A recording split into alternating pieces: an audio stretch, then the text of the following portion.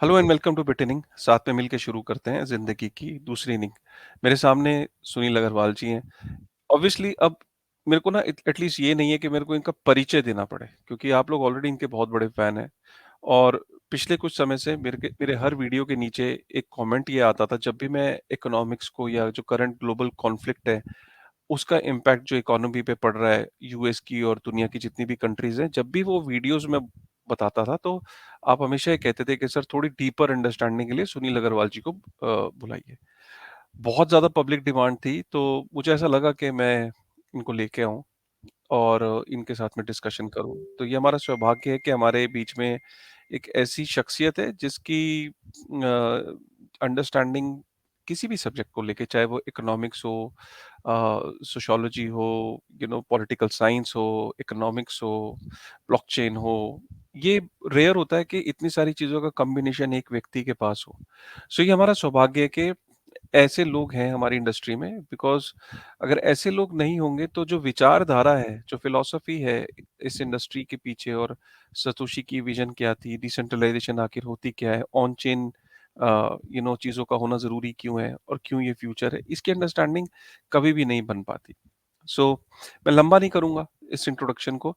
कुछ गहरे टॉपिक्स हैं। अ, अगर इस पॉडकास्ट को आप थोड़ा-सा स्पीड बढ़ा के आप सुनेंगे बेहतर होगा। 1.25x कर लीजिएगा या 1.5x कर लीजिएगा। प्रेफर्ड टाइम इसको वॉक करते हुए सुनिए। ये मैं आपको बता रहा हूँ जो मैं लंबे पॉडकास्ट कैसे सुनता हूँ। तो इसको वॉक करते हुए सुनिए, या आप लंबे सफ़र पे जा रहे हैं, तो इसको गाड़ी में डेढ़ 2 घंटे के लिए लगा दीजिए, 1 घंटे के लिए, जो भी जितना भी लंबे समय होगा। या रात को सोने से पहले अगर आपके पास 1 घंटा है, सवा घंटा है, तो आप उस पे आप सुन सकते हैं। इसको चलते-फिरते मत सुनिएगा, ये जायज़ नहीं होगा। मतलब ये ना, मतलब ये ऐसा होगा कि आपने इसके साथ जस्टिस नहीं करी इस पॉडकास्ट के साथ। तो इसको अपने वक़्त को निकाल के सुनिएगा, ठीक है? ये डिस्क्लेमर है। मतलब शायद लाइफ़ में आपने ऐसा डिस्क्लेमर किसी यूट्यूबर से पहली बार सुना होगा कि कह रहा होगा कि भाई अभी मत सुनो, वक़्त निकाल के सुनना, ठीक है? चलो। सो बेसिकली क्या है कि देखिए, इसकी शुरुआत में मैं सीधा सवाल पे आ रहा हूँ। अ, तो मेरा सबसे पहला जो एक क्वेश्चन ये है, क्वेश्चन कह लीजिए या मेरा थॉट्स है, बेसिकली क्वेश्चन नाम की कोई वर्ड नहीं है, मेरे थॉट्स है जो मेरे दिल में, आपके दिल में भी वही चल रहा है। ये भाई चल क्या रहा है इस टाइम? क्योंकि अ, ये जो कॉन्फ्लिक्ट है, जो इस वक़्त ग्लोबली जो चल रहा है, अगर देखा जाए तो जिसे कहते हैं कि जब मॉल के अंदर, थिएटर के अंदर, परिवार में या सोसाइटी में जब गुत्थम-गुत्था हो जाती है, तो जब गुत्थम-गुत्था होती है, तो एक सोसाइटी का या उस हॉल के अंदर या कहीं पे भी एक व्यक्ति आता है, सीनियर व्यक्ति आता है, कई बार पुलिस भी आती है, पुलिस से पहले भी कुछ सीनियर लोग आते हैं, वो बुजुर्ग होते हैं और वो बीच बचाव करते हैं। परिवार में झगड़ा हो जाता है, पड़ोसियों में झगड़ा हो जाता है और वो झगड़ा बेसिकली सेटल हो जाता है। यार इधर हो, तू इधर हो, ठीक है यार, अब इसको सेटल सेटल करना। कोई भी दुनिया में ऐसा झगड़ा नहीं है जिसको कॉम्प्रोमाइज़ नहीं किया जा सकता, बीच का रास्ता नहीं निकाला जाता। लेकिन ये एक ऐसा झगड़ा दिख रहा है, ये ग्लोबल कॉन्फ्लिक्ट, कि यहाँ पे कोई रास्ता निकालना ही नहीं चाहता। ये जो ग्लोबल कॉन्फ्लिक्ट इस टाइम चल रहा है, इसको ऐसा लग रहा है कि बस ये चलता रहे, ये होता रहे। और ये इतनी दर्दनाक और भयानक जो तस्वीरें आ रही हैं, जो सिचुएशंस निकल के आ रही है, उससे ऐसा लग रहा है जैसे कि जो दुनिया का सबसे शक्तिशाली जो देश है, वो अगर चाहे तो दोनों पार्टीज़ को या दोनों देशों के बीच में या एक एक एक रास्ता निकल सकता है। इस कॉन्फ्लिक्ट को ख़त्म किया जा सकता है। यहाँ तक कि यूनाइटेड नेशन भी एक हैंडीकैप सा दिखता है कि वो भी सिर्फ वोटिंग करा रहा है या यू नो बीच की एक डिप्लोमैटिक एक स्टेटमेंट्स दे रहा है, लेकिन कोई भी इनिशिएटिव नहीं ले रहा कि इस कॉन्फ्लिक्ट को खत्म किया जाए, राइट? सो बहुत सारे ऐसे सवाल हैं जो आगे भी मैं पूछूंगा। तो मेरा सुनील जी से यही क्वेश्चन है कि Sunil ji, what do you think, what is this global conflict is all about, where it is heading? और कई जगह हम पढ़ चुके हैं, क्या we are heading towards a world war 3 kind of a situation? क्या आपको लगता है ये कॉन्फ्लिक्ट और बड़ा होगा और बड़ा होता चला जाएगा and more nations will get involve like Russia, China and एक दो लॉबीज की लड़ाई हम देख सकते हैं? What is your overall take on this global conflict and where we are heading? सबसे पहले तो धन्यवाद काशिफ मुझे दोबारा बुलाने के लिए। और बिटिनिंग मेरा फेवरेट पॉडकास्ट प्लेटफॉर्म है जहाँ पर मुझे लंबी बात कहने का करने का मौका मिलता है। और ये जो सवाल आपने रेज किया है ये वाकई में बहुत सही चिंता है। और देखिए, जब भी कुछ बड़ा होता है तो उस समय हमारे मन में पहला ख्याल आता है, क्या हिस्ट्री में ऐसा कोई एग्जाम्पल है जो आज के साथ जुड़ता है? तो मैं आज से लगभग 80-90 साल पीछे जाऊंगा और लगभग 100 साल भी आप कह सकते हैं। अगर आप 100 साल पीछे जाएं तो उस समय दुनिया की जो रिजर्व करेंसी थी, ग्लोबल रिजर्व करेंसी, वो डॉलर नहीं था, वो पाउंड था। और वो पाउंड लगभग पिछले 100 सालों से ग्लोबल रिजर्व करेंसी था। और जब वो करेंसी कमजोर होनी शुरू हुई तो ऐसा नहीं हुआ कि एकदम से उसको रिप्लेस करके डॉलर आ गया। पाउंड के जाने में वक्त लगा और डॉलर के आने में वक्त लगा। और वो वक्त कितना था? वो वक्त आप लगभग 30 साल के आसपास काउंट कर सकते हैं। 1914 में पहला झटका लगा उस सिस्टम को फर्स्ट वर्ल्ड वॉर से। दूसरा झटका लगा उसको 1939 की सेकेंड वर्ल्ड वॉर की। और इसके बीच में एक ग्लोबल डिप्रेशन था जो 1929 से लेकर 1934 में रहा। बिल्कुल। तो पहली बात एक ये समझ लीजिए कि जब भी दुनिया के अंदर रिजर्व करेंसी स्टेटस बदलता है, जब भी, हम्म। तो दुनिया के अंदर एक बहुत बड़ा तूफान आता है जो कोई साल 2 साल नहीं रहता, वो एक पूरी जनरेशन को खा के जाता है। हम्म। पहले भी ऐसा हुआ है हिस्ट्री में? तो ये पाउंड की जो फर्स्ट वर्ल्ड और सेकेंड वर्ल्ड हम्म। वॉर उसी समय की मैं कहानी बता रहा हूँ। हम्म। आज आप पाउंड को रिप्लेस कर दे डॉलर से हम्म। तो आप देखेंगे कि अब डॉलर डाउन जा रहा है। डॉलर की जगह कौन लेगा अभी किसी को नहीं पता है। और इस समय के अंदर ना कुछ चीजें आप एक और समझ लीजिए कि इस समय के अंदर एक फैक्टर जो सबसे इंपॉर्टेंट फैक्टर होता है कि दुनिया में ऐसा कोई भी प्लेयर नहीं होता है जो शांति वार्ता करा सके। हम्म। क्योंकि लड़ाई ही दुनिया के सबसे पावरफुल प्लेयर्स के बीच में हो रही होती है। जैसे सेकेंड वर्ल्ड वॉर और थर्ड फर्स्ट वर्ल्ड वॉर के बीच में शांति की सारी कोशिशें नाकाम हुई।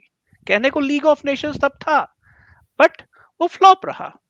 उसी तरह से आज की तारीख में यूनाइटेड नेशंस है, बट यूनाइटेड नेशंस का जो पॉलिटिकल स्ट्रक्चर है उसके अंदर 5 देशों के पास वीटो पावर है।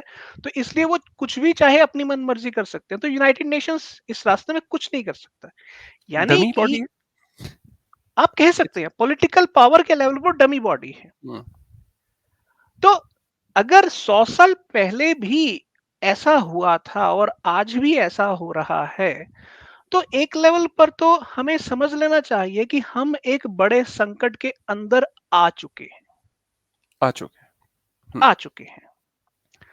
अब इस बड़े संकट के कुछ लक्षण होते हैं, कुछ फीचर्स होते हैं। हम्म। ये संकट एकदम से नहीं आता, ये मल्टीपल किश्तों में आता है। हम्म। अब ऐसा नहीं है कि फर्स्ट वर्ल्ड वॉर जब शुरू हुई तो 1914 से लेकर 1919 तक रोज ही लोग मरे। हम्म। किसी दिन ज्यादा हुआ, किसी दिन कम हुआ, और 19 के बाद भी शांति नहीं हुई। हम्म। वहां पर सेकेंड वर्ल्ड वॉर से पहले हिटलर का जन्म हो गया, इटली के हुँ, अंदर मुसोलिनी का जन्म हो गया। तो ये लगभग 30-35 साल का जो वक्फा था, ये पूरी दुनिया के लिए और खासकर यूरोप के लिए बहुत खराब था। और आपको ये भी याद होना चाहिए, सेकेंड वर्ल्ड वॉर के आसपास के टाइम के सॉरी फर्स्ट वर्ल्ड वॉर के आसपास के टाइम का ही समय था स्पेनिश फ्लू, हुँ, जिसमें कहते हैं कि 1/3 दुनिया मरी थी। और 1/3 2020 कोविड, ये तो कुछ जिसमें आप कह रहे हो कि इवेंट्स थोड़े ऑलमोस्ट हाँ, सिमिलर जैसे इवेंट्स हो रहे हैं। आप देखें तो ये बिल्कुल हुँ, उसी तरह के सारे लक्षण आपको नजर आएंगे। कोई हुँ, बड़ी बड़ी एपिडेमिक विपदा आती है, तब से स्पेनिश फ्लू आया था, अब कोविड आ गया, तब भी एक बड़ा करेंसी रिजीम डाउन जा हुँ, रहा था, नया करेंसी रिजीम अप आ रहा था। कोई हुँ, भी इंटरनेशनल ताकत समझौता कराने के लिए, शांति वार्ता कराने के लिए अवेलेबल नहीं थी। सब कुछ वैसा ही हो रहा हुँ, है। तो इसलिए अब आप उन पैटर्न्स की थोड़ी बारीकी अगर देखेंगे तो आप पाएंगे कि ये एक दिन में शुरू नहीं होता और एक दिन में खत्म नहीं होता। पिछले साल फरवरी में जब रशिया ने यूक्रेन पर हमला किया था, तो हमें लगा था कि ये युद्ध खत्म हो जाएगा, हुँ, 2-4 हफ्तों में ही खत्म हो जाएगा। पर अब तो 1.5 साल हो गया है, हुँ, क्योंकि यूक्रेन के पीछे अमेरिका और नेटो की सेना खड़ी है, तो वहां से सपोर्ट आ रही है और युद्ध अभी चले जा रहा है। इस तरफ दूसरी तरफ आ जाइए, तो अब इजराइल और पैलेस्तीन के बीच की ये जंग छिड़ गई है। आपको क्या लगता है कि हमास एक जो मिलिट्री ऑर्गेनाइजेशन है, क्या वो अपने दम पर इतना बड़ा अटैक इजराइल पर कर सकती थी? नहीं, उसके पीछे की भी कोई कोई ना कोई ताकत होगी। तो आप ध्यान से अगर देखेंगे तो ये एक युद्ध नहीं, बहुत सारे युद्ध शुरू किए गए। ये एक वॉर एक ही है, पर उसमें बहुत सारी बैटल्स होने हो रही हैं अब। ये बहुत सारी बैटल्स हो रही हैं। और आप थोड़ा सा आपको थोड़ा सा और पीछे लेके जाता हूं। आपको याद होगा सितंबर 9/11, आज से 20-22 साल पहले जो हुआ था, हुँ, जब अमेरिका के अंदर वर्ल्ड ट्रेड सेंटर पर 2 हवाई जहाजों ने ऐसे हमला किया था। सवाल है कि उसके बाद टेररिज्म दुनिया का सबसे बड़ा खतरा बन गया। हुँ, टर्निंग ठीक, पॉइंट था वो। वो टर्निंग पॉइंट था। पर सवाल ये है कि ऐसा क्या है कि उसी समय यही मिडिल ईस्ट के कंट्रीज यूरो के अंदर ट्रेड करने की तरफ चल पड़े थे। हुँ, ट्रेड तो डॉलर में होता था हुँ, और यूरो में ट्रेड करने चल पड़े थे। सद्दाम हुसैन पर हमला कब हुआ था? जब उसने यूरो के अंदर ट्रेड की बात की थी। कर्नल गद्दाफी पर हमला कब हुआ था? जब उसने यूरो के अंदर ट्रेड करने की बात की थी। तो आप मोटा मोटा समझिए कि जब भी हुँ, दुनिया का ग्लोबल रिजर्व करेंसी का निजाम टूटना शुरू होता है, तो वो जो सबसे बड़ी ताकत है जो उस स्टेटस को कंट्रोल करती है, वो आपको ऐसे चक्कर में, ऐसे कॉन्फ्लिक्ट में उलझा देती है, जिस कॉन्फ्लिक्ट से बाहर निकलने की संभावना आप ढूंढ ही नहीं पाते। और वही सब हो रहा है। क्या आप ये इसको इस तरीके से I can recall this thing कि अगर हम यूएस के पैटर्न को देखें, यूएस जब भी किसी कंट्री से इनसिक्योर फील करा, उसको उसने जैसे किसी से भी उसने इनसिक्योर फील किया, तो उसने या तो उसके आसपास मिलिट्री बेस बना के उसे चुप कराने की कोशिश करी। इतनी मिलिट्री बेस बना दो किसी भी कंट्री के चारों तरफ कि उसको लगे कि यार अगर मैंने कुछ ज़रा सा भी बोला तो ये मुझ पे अटैक हो जाएगा, और अगर फिर भी वो कंट्रोल में नहीं आया तो उसने लिटरली कोई ना कोई बहाना बना के अटैक किया। चाहे आप इराक के ऊपर अटैक देख लो, सद्दाम हुसैन एक बहुत ही पावरफुल नेता माना जाता था जो इसकी बात नहीं सुनता था। चाहे उसने उसमें कुवैत का सहारा लिया जो कि उसकी बॉर्डरिंग नेशन था, राइट? फिर हम देखें लीबिया, लीबिया का जो गद्दाफी है उसने यूएन के अंदर जो उसकी स्पीच है, ऐतिहासिक स्पीच जिसमें 15 मिनट मिलते थे और वो 90 मिनट ले गया था, और उसने कैसे अमेरिकन डॉलर और अमेरिका के खिलाफ उसने कितनी सारी बातें बोली थी, और जस्ट आफ्टर दैट स्पीच उसके कुछ ही महीने बाद से लीबिया के ऊपर हमने कैसे किस तरीके से देखा कि लीबिया को डिस्ट्रॉय किया। तो क्या चाहे फिर हम वो उसको पास्ट में भी अगर हम देखें, वियतनाम वॉर और जो भी उन्होंने वॉर्स लड़ी हैं, क्या हम इसको एक एक सेट पैटर्न देखते हैं कि जो सबसे पावरफुल देश है, जिसके पास सबसे ज्यादा पैसा है, जिसके पास मनी प्रिंटर है दुनिया का, जिसके पास दुनिया की रिजर्व करेंसी है, तो जब जैसे पौंड के पास पहले जैसे आपने बोला, तो मैं रिलेट कर पा रहा हूं कि जब ब्रिटेन के पास जो पाउंड था वो दुनिया की रिजर्व करेंसी थी, तो उसका सिक्का था दुनिया पे, वो गुलाम बनाना चाहता था पूरी दुनिया को, और उसने गुलाम बनाया कई देशों को। और जैसे ही उसका सिक्का हटा, फिर वो सिक्का, वो प्रिंटर अमेरिका के पास चला गया। मैं इसको देसी भाषा में समझने की कोशिश कर रहा हूँ कि अमेरिका, यूके से वो प्रिंटर उठा, ब्रिटेन से वो प्रिंटर उठा, वो प्रिंटर अब अमेरिका में चला गया। अब जिसके पास प्रिंटर, वो अपनी ताकत का मुजाहिरा कर रहा है बेसिकली। हाँ, देखिए, अगर मोटे-मोटे तौर पर आप इसको समझने की कोशिश करें तो ये आप सही बोल रहे हैं, ठीक है? इसमें कोई दो राय नहीं है कि अल्टीमेटली मनी प्रिंटिंग की पावर ही सबसे इम्पोर्टेंट पावर है, बट इसमें मनी प्रिंटिंग के साथ-साथ दूसरी पावर इन्वॉल्व्ड है, वो है दूसरे को मजबूर करना कि वो आपकी प्रिंट की हुई मनी को ही ग्लोबल मनी माने। दोनों चीज़ों में फ़र्क है। आप ये देखिए कि अगस्त में ब्रिक्स प्लस समिट हुआ और ब्रिक्स तेजी से फैलना शुरू हो गया, और ब्रिक्स चाइना और रशिया की लीडरशिप के अंदर उसको जो सपोर्ट मिल रही है वो मिडिल ईस्ट में मिल रही है, सऊदी अरेबिया से मिल रही है, ईरान से मिल रही है। ओके, अब बेसिकली मिडिल ईस्ट कंट्रीज ने अपने पुराने सारे गिले शिकवे, लड़ाई झगड़े इसराइल के साथ खत्म करके शांति वार्ता शुरू की थी, सऊदी ने। हम्म। सऊदी अरब ने। और ये इसलिए शुरू की थी कि वो मिडिल ईस्ट को एक पीस जोन बनाना चाहते हैं, क्योंकि मिडिल ईस्ट, आज मिडिल ईस्ट को अगले 100 साल अपने बहुत अच्छे नजर आ रहे हैं, क्योंकि उनके पास ऑयल है, उनके पास रेगुलर इनकम है। तो अगर कल को डॉलर खत्म भी हो जाता है तो वो जो नेक्स्ट इमर्जिंग रिजर्व करेंसी होंगे उसमें शिफ्ट हो जाएंगे, और यही उनका प्लान था। अब क्योंकि सबसे बड़ी ताकत चाइना और रशिया की मिडिल ईस्ट से आनी थी, तो अब मिडिल ईस्ट को ही डिस्टर्ब कर दो, डिस्टेबलाइज कर दो। मिडिल ईस्ट को डिस्टर्ब कर दो, उसको डिस्टेबलाइज कर दो, और एग्जैक्टली, मिडिल ईस्ट को इन्वॉल्व कर दो एक कॉन्फ्लिक्ट के अंदर। और वो ऐसा कॉन्फ्लिक्ट हो जिस हम्म। कॉन्फ्लिक्ट में उनको समझ ही ना आए कि दोस्त कौन है और दुश्मन कौन है। बहुत बड़ी बात बोल रहे हो आप। एक मैं आपको यार रोकना चाहता हूँ। आप बेसिकली क्या कह रहे हो, what you are just trying to say, मैं थोड़ा ऐड कर देता हूँ। आप ये कह रहे हो कि अगर मैं मिडिल ईस्ट की बात करूं, जो कंट्रीज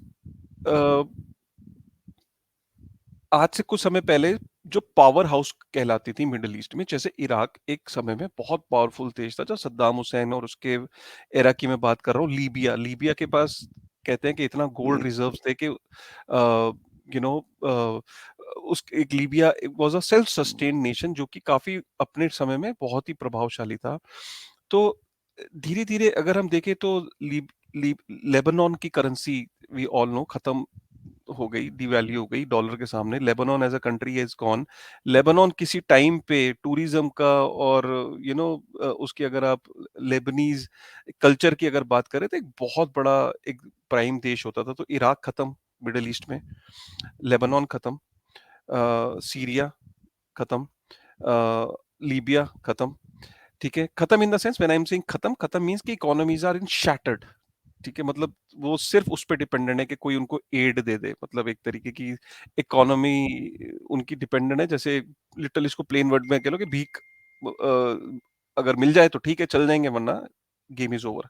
तो ये मेजर देश निकल गए। उसके बाद हम आते हैं कि अब अरब में बचा क्या मिडिल ईस्ट में। मिडिल ईस्ट में एक सबसे पावरफुल नेशन में आपका सऊदी अरब, जॉर्डन और इजिप्ट आर लाइक डमीज, के भैया इसराइल के साथ हमारा बॉर्डर शेयर होता है।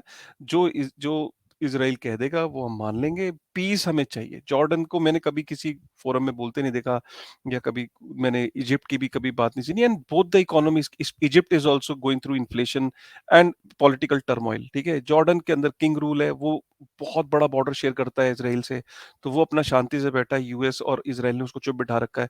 सो मिडिल ईस्ट में बस बेसिकली बचा क्या? UAE and Saudi Arab, right, and to a Iran. Certain, and Iran is now. जो मैं देख रहा हूँ सर, बिल्कुल मैं रिलेट कर पा रहा हूँ आपकी बात से, बिकॉज मैं अब ये जो देख रहा हूँ कि रशिया ने सऊदी और ईरान, जो कि एक सुन्नी देश है और एक शिया देश है, सुन्नी और शिया देश के बीच में बातचीत करा दी, सदियों की पुरानी जो लड़ाई थी उसे खत्म करा के दोनों का मिलाप करवाया। और चाइना और रशिया और सऊदी अरेबिया, यूएई, ये सब एक पावर हाउस बन सकते थे और मिडिल ईस्ट को दोबारा रिवाइवल की राह पे कर सकते थे। So that's what you are trying to say कि ये गेम प्लान बनता देख और ये दोस्ती बनती देख ईरान में और सऊदी में, और ये जो पीस फुल एरिया बनाने की जो कोशिश थी, या इकोनॉमिक पावर हाउस बनाने की कोशिश थी, या ब्रिक्स नेशन के अंदर इनका इंक्लूजन, ये अंकल सैम को पसंद नहीं आया। हाँ, सी देखिए, एक बात समझिए कि जो ग्लोबल रिजर्व करेंसी होती है, उसकी ताकत कहाँ से आती है? उसकी ताकत सिर्फ मनी प्रिंटिंग से नहीं आती है। उसकी ताकत आती है जब कोई दूसरा देश उसकी मनी को मनी मानने से इनकार करता है और वो उसको दबा देता है। जैसे आपको अगर ध्यान हो तो जब अफगानिस्तान के ऊपर अटैक किया था अमेरिका ने, ओसामा बिन लादेन को बहाना बना के, हम्म, आप सोचे कि अमेरिका ने 6 ट्रिलियन डॉलर अफगानिस्तान पर खर्च कर दिए। आप एग्जैक्टली, 6 ट्रिलियन, सोचिए हाँ। कि जिस हाँ। देश की हम्म। इकोनॉमी 60 इंडिया की बिलियन डॉलर, इकोनॉमी का, इंडिया की जीडीपी का 3 गुना, मतलब मतलब अब तो नहीं इंडिया नहीं, इंडिया की इकोनॉमी मैं 3 ट्रिलियन है। मैं अफगानिस्तान की बात कर रहा हूं कि जिस देश की इकोनॉमी 60 बिलियन डॉलर नहीं है, उसकी टोटल जीडीपी से 100 गुना उन्होंने सिर्फ उस देश को बर्बाद करने में खर्च कर दिए। तो क्या मिला? कुछ नहीं मिला। 20 साल उन्होंने वो लगाए। क्यों लगाए? इसलिए नहीं लगाए कि उनका अफगानिस्तान से कोई स्पेशल वास्ता था, नो। हम्म। उनका बेसिक मकसद ये था कि वो इस जोन के अंदर अपनी मिलिट्री प्रेजेंस रखना चाहते थे। और दूसरी बात एक समझिए, अमेरिका ने जो मनी प्रिंटिंग की है वो तो की है, उसने जो कर्जा लिया है पिछले 40 सालों के अंदर, वो कर्जा आज की तारीख में यूएस गवर्नमेंट सिक्योरिटीज के रूप में है। वो यूएस गवर्नमेंट सिक्योरिटीज किसके पास है? 16 ट्रिलियन डॉलर की US government securities foreign countries के पास है,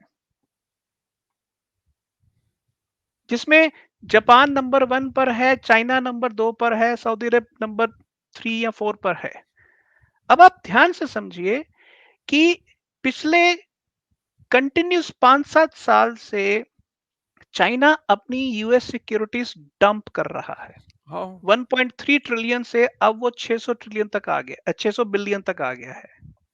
800 850 बिलियन के आसपास था, क्योंकि 600 तो सर 50% का डिप तो हाहाकार मचा देगा यूएस में। अब वो सिर्फ वहीं नहीं हो रहा, वो वहां पर सऊदी अरब के भी साथ हो रहा है, क्योंकि सऊदी अरब ये देख रहा है कि उनकी जो नेट एक्सपोर्ट है वो तो ऑयल है। हम्म। अगर वो ऑयल को एक कमोडिटी मान के उसकी valuation over a period of 40 years करें, तो उनको डॉलर के मुकाबले में लो रिटर्न मिल रहा है, तो वो करेंसी शिफ्ट करना चाहते हैं, तो वो भी अपनी सिक्योरिटी से हटना चाहते हैं। प्रॉब्लम ये है कि अगर ये जो 16 ट्रिलियन की यूएस सिक्योरिटीज हैं, फॉरेनर्स ने इसको डंप कर दिया, तो अमेरिका का जो बनाया हुआ पावर का महल है वो एकदम से टूट जाएगा। प्रॉब्लम ये है कि ये महल टूटने से रोकना है, तो जो ये महल तोड़ सकते हैं उनको उलझा दो। ओह। समझ रहे हैं आप? मतलब जो लोग इस वक्त तक अगर वीडियो में बने हुए हैं, तो आप समझ रहे हैं कि कहाँ से, किस चीज़ को उलझाने से किसको फ़ायदा होगा और क्यों उलझाया जा रहा है। इसको मैं एक और पॉइंट यहाँ पे ऐड करना चाहूँगा सुनील सर, कि कितनी भयानक स्थिति है कि अगर सपोज़ करिए कि आपके पास यूएस की ट्रेज़री है अगर, और आप उसमें ट्रिलियंस में इन्वेस्टेड है, सपोज़ बिलियंस में इन्वेस्टेड है। तो रशिया की जो भयानक स्थिति हमने देखी कि रशिया का पैसा जो यूएस सिक्योरिटीज़ में इन्वेस्टेड था, वो फ्रीज़ कर दिया उन्होंने। क्या ये सिग्नल नहीं था चाइना के लिए, सऊदी के लिए, रशिया रशिया का तो वैसे ऑलरेडी फ्रीज्ड है, कि यार कल को मेरी सिक्योरिटी जो मेरा उनके यहाँ पे शेयर्स, उनकी कंपनीज में पैसा लगा हुआ है, उनके बॉन्ड्स में पैसा लगा हुआ है, उनकी गवर्नमेंट की ट्रेजरीज में पैसा लगा है, अरे उनके लिए तो at a click off button वो फ्रीज कर देंगे मेरा पैसा। ये काशिफ, ये बिल्कुल ठीक है, ये सबको सिग्नल मिल गया था, पर प्रॉब्लम क्या है कि पैसा इतनी बड़ी मात्रा में लगा हुआ है कि उसको बाहर निकालने में भी बरसों लगेंगे। ये कोई 100-200 बिलियन डॉलर की बात नहीं है। हम्म, ये पूरे के पूरे मॉनेटरी सिस्टम के गहराई में जाने की बात है। और अगर आप यूएस सिस्टम से बाहर निकलते हैं तो आपको एक नए सिस्टम में शिफ्ट होना पड़ेगा। नया सिस्टम क्रिएट करने में टाइम लगता है। इसलिए यूएस की पावर अगर जाती भी है तो धीरे धीरे करके जाएगी, जिसका वो फायदा उठा रहे हैं। तो अब सवाल है कि अगर कोई हिस्टोरियन कहता है कि यूएस की पावर 10 साल में खत्म हो जाएगी, तो अमेरिका सोचता है कि ठीक है, अगर खत्म होनी है तो 10 में क्यों खत्म है, 100 में क्यों ना खत्म हो।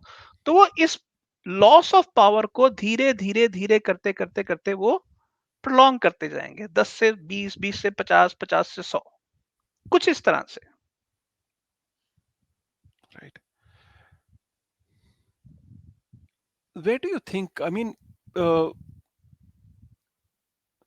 जो अभी मैं जो करंट सिचुएशन जो देख रहा हूँ, they were expecting that by now Arabs will get united and they might have jumped into it. But अभी भी Arabs and Turkey, despite they are issuing very strong statements, चाहे यूएई से ले लो, चाहे सऊदी से ले लो, चाहे टर्की से ले लो, चाहे आप यू नो लीबिया से ले लो, बिकॉज लीबिया है कि कोई अभी इतनी बड़ी वो गेम नहीं है, बट वहां से भी कुछ स्टेटमेंट्स आई। हर अरब कंट्री से एक स्ट्रॉन्ग स्टेटमेंट आ रही है, but they have still not jumped into it.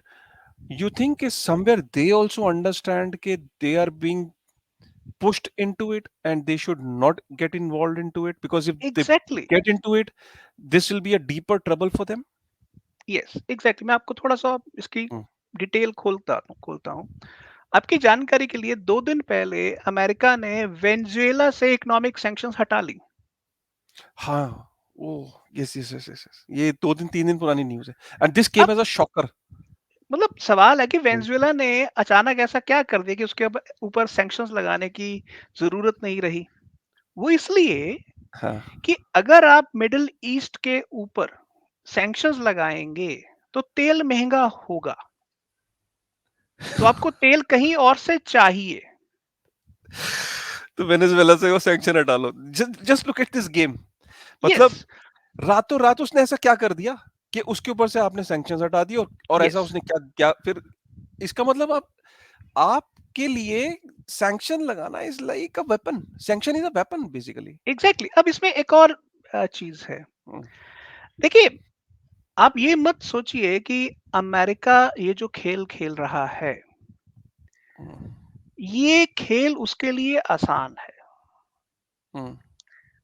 वो इसलिए क्योंकि अमेरिका भी एक डोमेस्टिक इकोनॉमी चला रहा है, और उस डोमेस्टिक इकोनॉमी को चलाने के लिए उनको तेल चाहिए।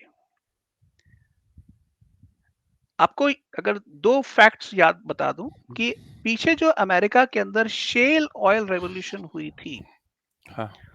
वो शेल ऑयल रेवोल्यूशन से उनको थोड़ी देर के लिए लगा था कि वो बहुत ज्यादा तेल पैदा कर लेंगे और उनको अब कहीं से इंपोर्ट करने की जरूरत नहीं होगी।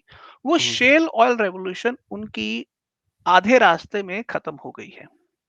ओके। दूसरा, वो लगभग कहते हैं, मुझे एग्जैक्ट फिगर याद नहीं, बट वो बहुत बड़ी मात्रा में स्ट्रेटेजिक पेट्रोलियम रिजर्व्स रखते हैं। यानी कि लगभग 2-3 महीनों के बराबर के वो अपनी जो नेशनल ऑयल डिमांड है, उसके बराबर का तेल बचा के रखते हैं। और पीछे क्या हुआ, जैसे ही तेल की कीमतें बढ़ी थी युद्ध के कारण, तो अमेरिका ने अपनी डोमेस्टिक इकोनॉमी के अंदर इन्फ्लेशन ज़रूरत से ज़्यादा ना बढ़े, हालाँकि वो बढ़ गई थी, बट वो ज़रूरत से ज़्यादा ना बढ़े, उन्होंने क्या किया, अपने पेट्रोलियम रिज़र्व से तेल निकाल के जनता हुँ, को दे दिया।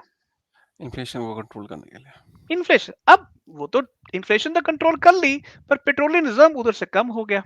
हुँ, उनके पास आज की तारीख में लगभग 17 दिन का पेट्रोलियम रिज़र्व है। हुँ, अब वो भी एक बहुत बड़ा संकट है।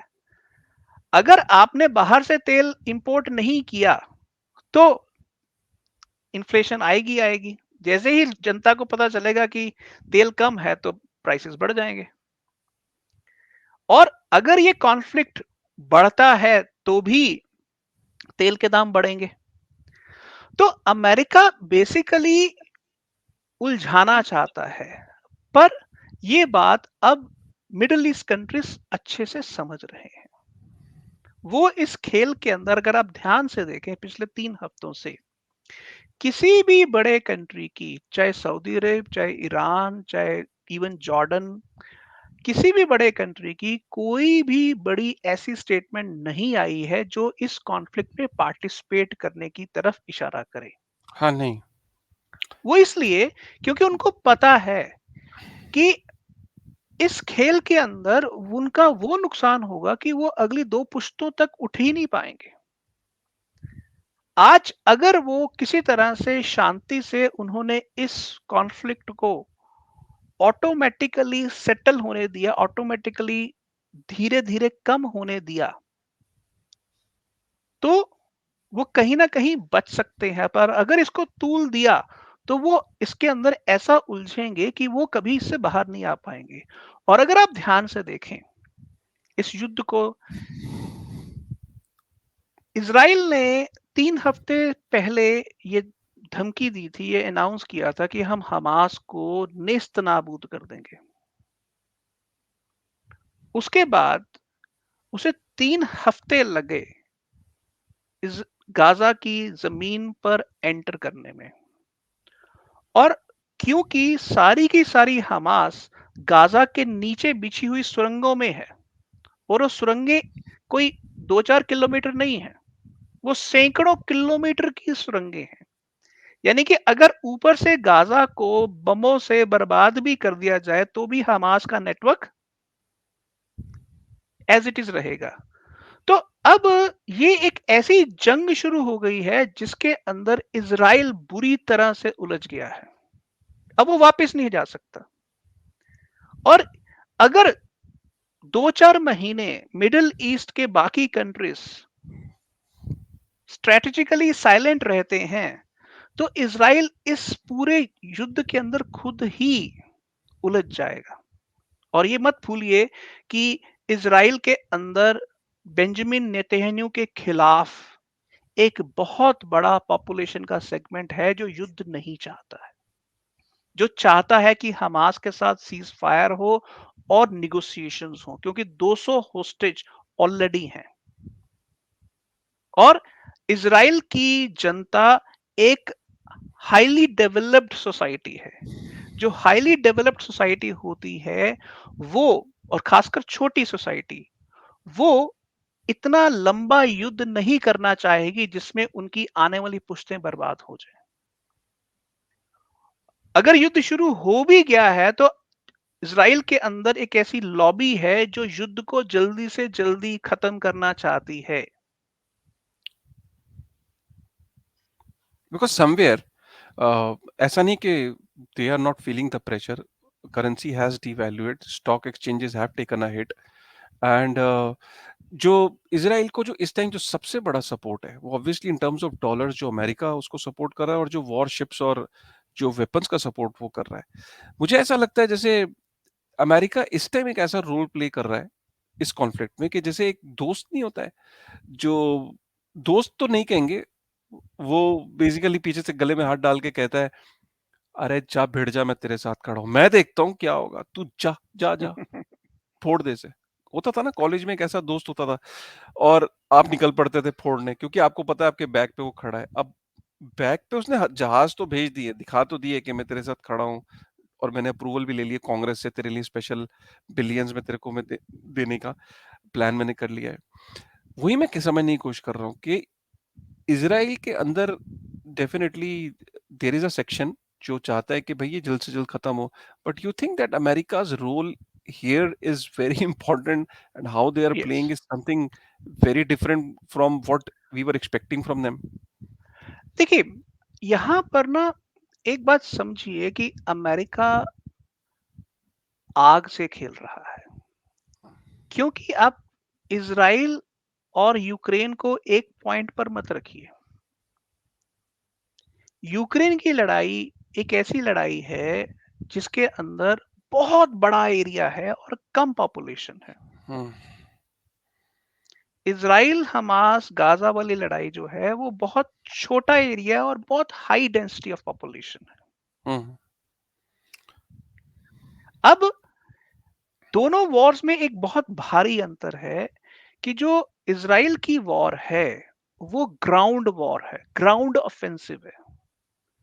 आप उसको मिसाइलों से नहीं लड़ सकते, आप उसको एफ मतलब बी 2 बॉम्बर से नहीं लड़ सकते। आपको अपने फौजी भेजने पड़ेंगे सुरंगों के अंदर और सुरंगों के अंदर जाके हमास के फौजियों को मारना पड़ेगा।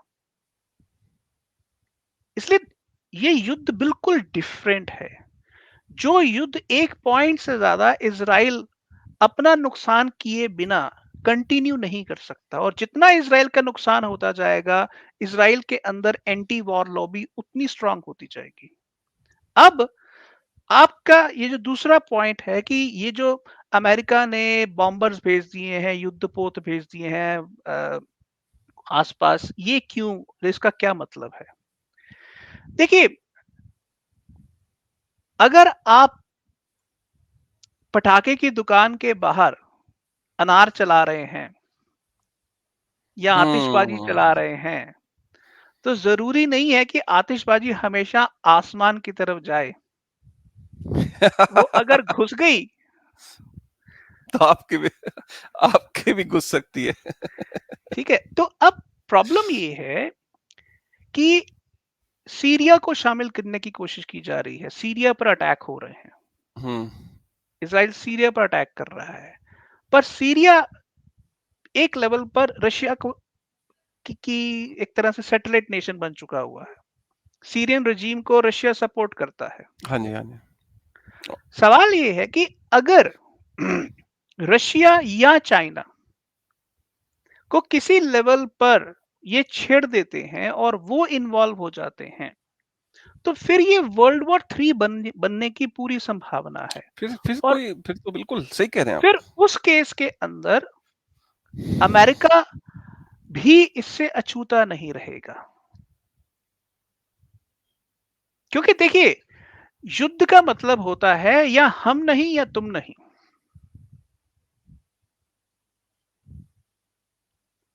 तो वर्ल्ड वॉर 3 अगर इस तरह का कुछ होता है, तो उसके अंदर जो नुकसान है सबका बहुत भारी लेवल पर होगा। और मेरी जो समझ बन रही है कि ये सबको नजर आ रहा है, ये रशिया को भी नजर आ रहा है, चाइना को भी नजर आ रहा है और अमेरिका को भी नजर आ रहा है और इसराइल को भी नजर आ रहा है कि वर्ल्ड वॉर 3 नहीं होनी चाहिए। But what is your gut feeling? देखिए, गट फीलिंग तो ये कह रही है कि वर्ल्ड वॉर 3 होने की पॉसिबिलिटी 10 से 20% तो है। बस? सी, ये एक ऐसी सिचुएशन है जो दिन ब दिन बदल रही है।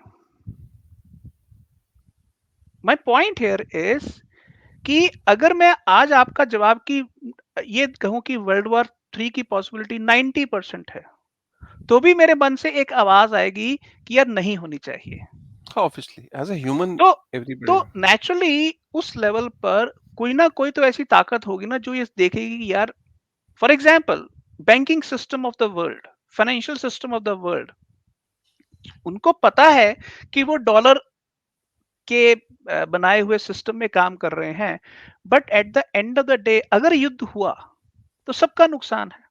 हुँ, वर्ल्ड वॉर थ्री तो एक ऐसी चीज है जो अ, मतलब आपकी जीडीपी को आने वाली पुश्तों के लिए खत्म कर देगी, हुँ, तो ग्लोबल जीडीपी को खत्म करेगी। तो इसलिए वर्ल्ड वॉर थ्री कोई नहीं चाहता है, बट फिलहाल ये जो हालात बन रहे हैं, ये हालात ऐसे हालात हैं जो वर्ल्ड वॉर थ्री की तरफ जा सकते हैं। मुझे जो अ, बात लग रही है कि ऐसा हमें आज से 1.5 साल पहले जब रशिया यूक्रेन का युद्ध शुरू हुआ था, हमें तब भी लगता था कि यह वर्ल्ड वॉर थ्री की तरफ जा सकता है।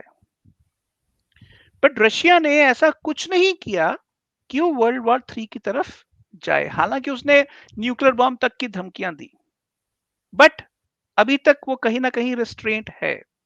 दूसरी तरफ अब हुआ ये है कि जो यूरोप है, यूरोप का इतना एनर्जी लॉस हो चुका है, और यूरोप ने ऑलरेडी रिसेशन डिक्लेयर कर दिया है। ताजा ताजा तो यूरोप के कंट्रीज ने अमेरिका के कहने पर खूब हल्ला किया कि भाई हम तो रशिया के साथ ये कर देंगे, उसकी इकोनॉमी ब्रेक कर देंगे, सब कुछ। पर आज की तारीख में भी यूरोप रशिया का सबसे बड़ा ऑयल इंपोर्टर है, आज की तारीख में भी। और उनको एहसास हो चुका हुआ है कि ये इस तरह से नहीं चल सकता। तो अब यूरोप के अंदर जो एंटी रशिया लॉबी है या जो एंटी चाइना लॉबी है, वो बहुत कमजोर हो रही है, और वो वापस रशिया और चाइना के साथ अपने संबंध सुधारना चाहते हैं। और ये बात अमेरिका को पता चल गई, इसलिए उन्होंने लगा कि अब ये तो मामला चलने वाला नहीं है, अब इसको इसी गेम को एक दूसरे थिएटर में जाके खेलते हैं, कि वहां पर ये फिल्म पिट गई, अब इसी फिल्म को दूसरे थिएटर में जाके चलाते हैं।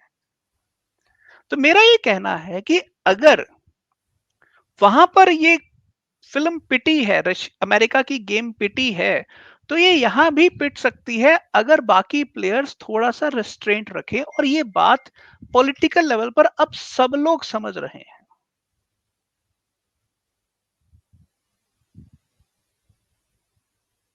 आप सोचिए, ताइवान के साथ युद्ध होगा, ये बात तो कितने सालों से कही जा रही है, क्यों नहीं हो गया युद्ध? अमेरिका ने कोई कम क्वेश्चन नहीं की है, वहां भी वो अपने समुद्री बेड़े भेज देता है, क्योंकि अमेरिका को ये पता है कि अमेरिका डोमेस्टिक लेवल पर बहुत ही डेलिकेट, बहुत ही सेंसिटिव सिचुएशन में है।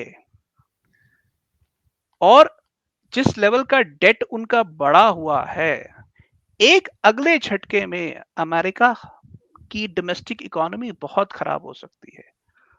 और अगला साल जो है वो तो उनका वैसे ही प्रेसिडेंशियल इलेक्शन का ईयर है, और बाइडेन को इस समय लग रहा है कि डोनाल्ड ट्रंप आ रहा है।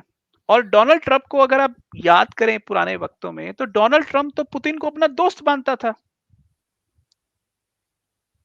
जो बंदा व्लादिमीर पुतिन को, रशिया के लीडर को अपना दोस्त मान रहा है, और लोगों ने यहां तक कहा था कि डोनाल्ड ट्रंप देश के साथ गद्दारी कर रहा है, पर उसके बावजूद भी उसने अपनी स्टेटमेंट नहीं चेंज की।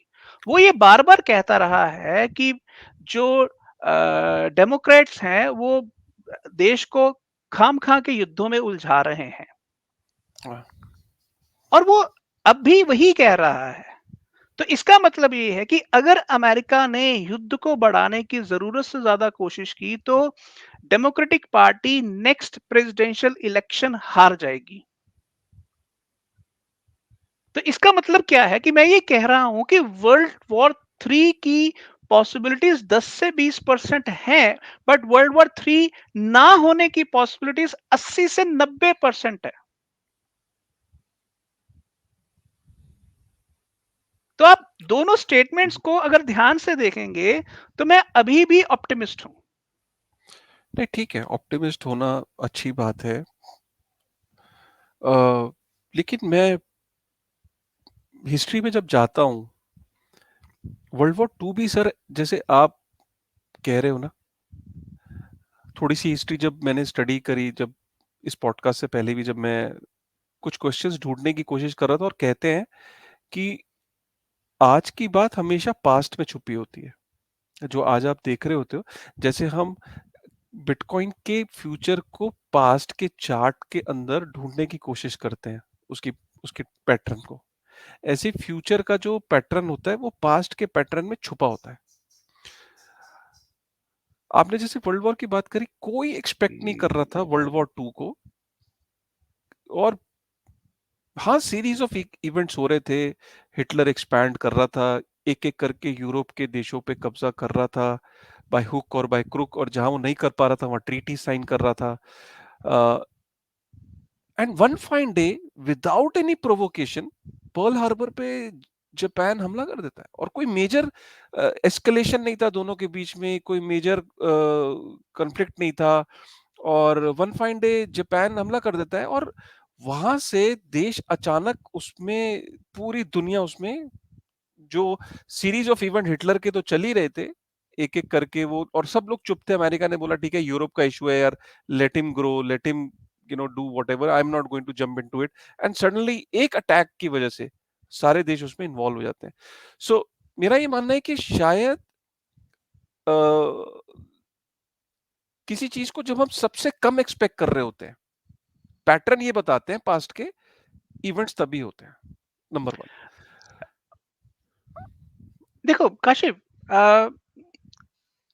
बात थोड़े हद तक ये ठीक लगती है, पर थोड़ा सा हम बारीकी से देखें कि जब दूसरा विश्व युद्ध शुरू हुआ था, तो उस विश्व युद्ध के समय अमेरिका दुनिया का बेताज बादशाह बनने के रास्ते पर चल चुका था, और उसको ग्लोबल रिजर्व करेंसी का स्टेटस और वो सारी इवेंचुअल बेनिफिट्स नजर आ रहे थे। ठीक। और उस समय तक उसने किसी भी युद्ध में पार्टिसिपेट नहीं किया था, अपनी स्थापना से लेकर 200 साल पहले से लेकर एक्सटर्नल कोई उसने वॉर नहीं की थी। तो अब उसके लिए युद्ध के अंदर एक विक्ट्री रोल अदा करना, अमेरिका द्वारा जापान को बर्बाद करना और दुनिया के और अपनी ताकत का, अपनी पावर का सिक्का जमाना, उसका एक सीरियस एडवांटेज नजर आता था। बट आज की तारीख में अगर आप ये सोचें कि चाइना उतना ही मजबूत है जितना 1939 के अंदर अमेरिका मजबूत था, तो ये सवाल का जवाब मेरी नजर में हाँ नहीं है। क्योंकि चाइना और अमेरिका के स्वभाव में जमीन आसमान का अंतर है। चाइना युद्ध में विश्वास नहीं करता, खासकर ग्लोबल स्केल वॉर में। वो अपने देश के अंदर जितने मर्जी एंटी डेमोक्रेटिक हों, बट वो अपनी सीमाओं से बाहर, उनके पास वो ताकत ही नहीं है। वो 1000 किलोमीटर से आगे का युद्ध नहीं कर सकते, ये उनकी कमी है। तो इसलिए चाइना कभी भी वो नहीं बनेगा जो अमेरिका 1947 उन्नीस सौ चालीस के आसपास जो रोल उसने अदा किया।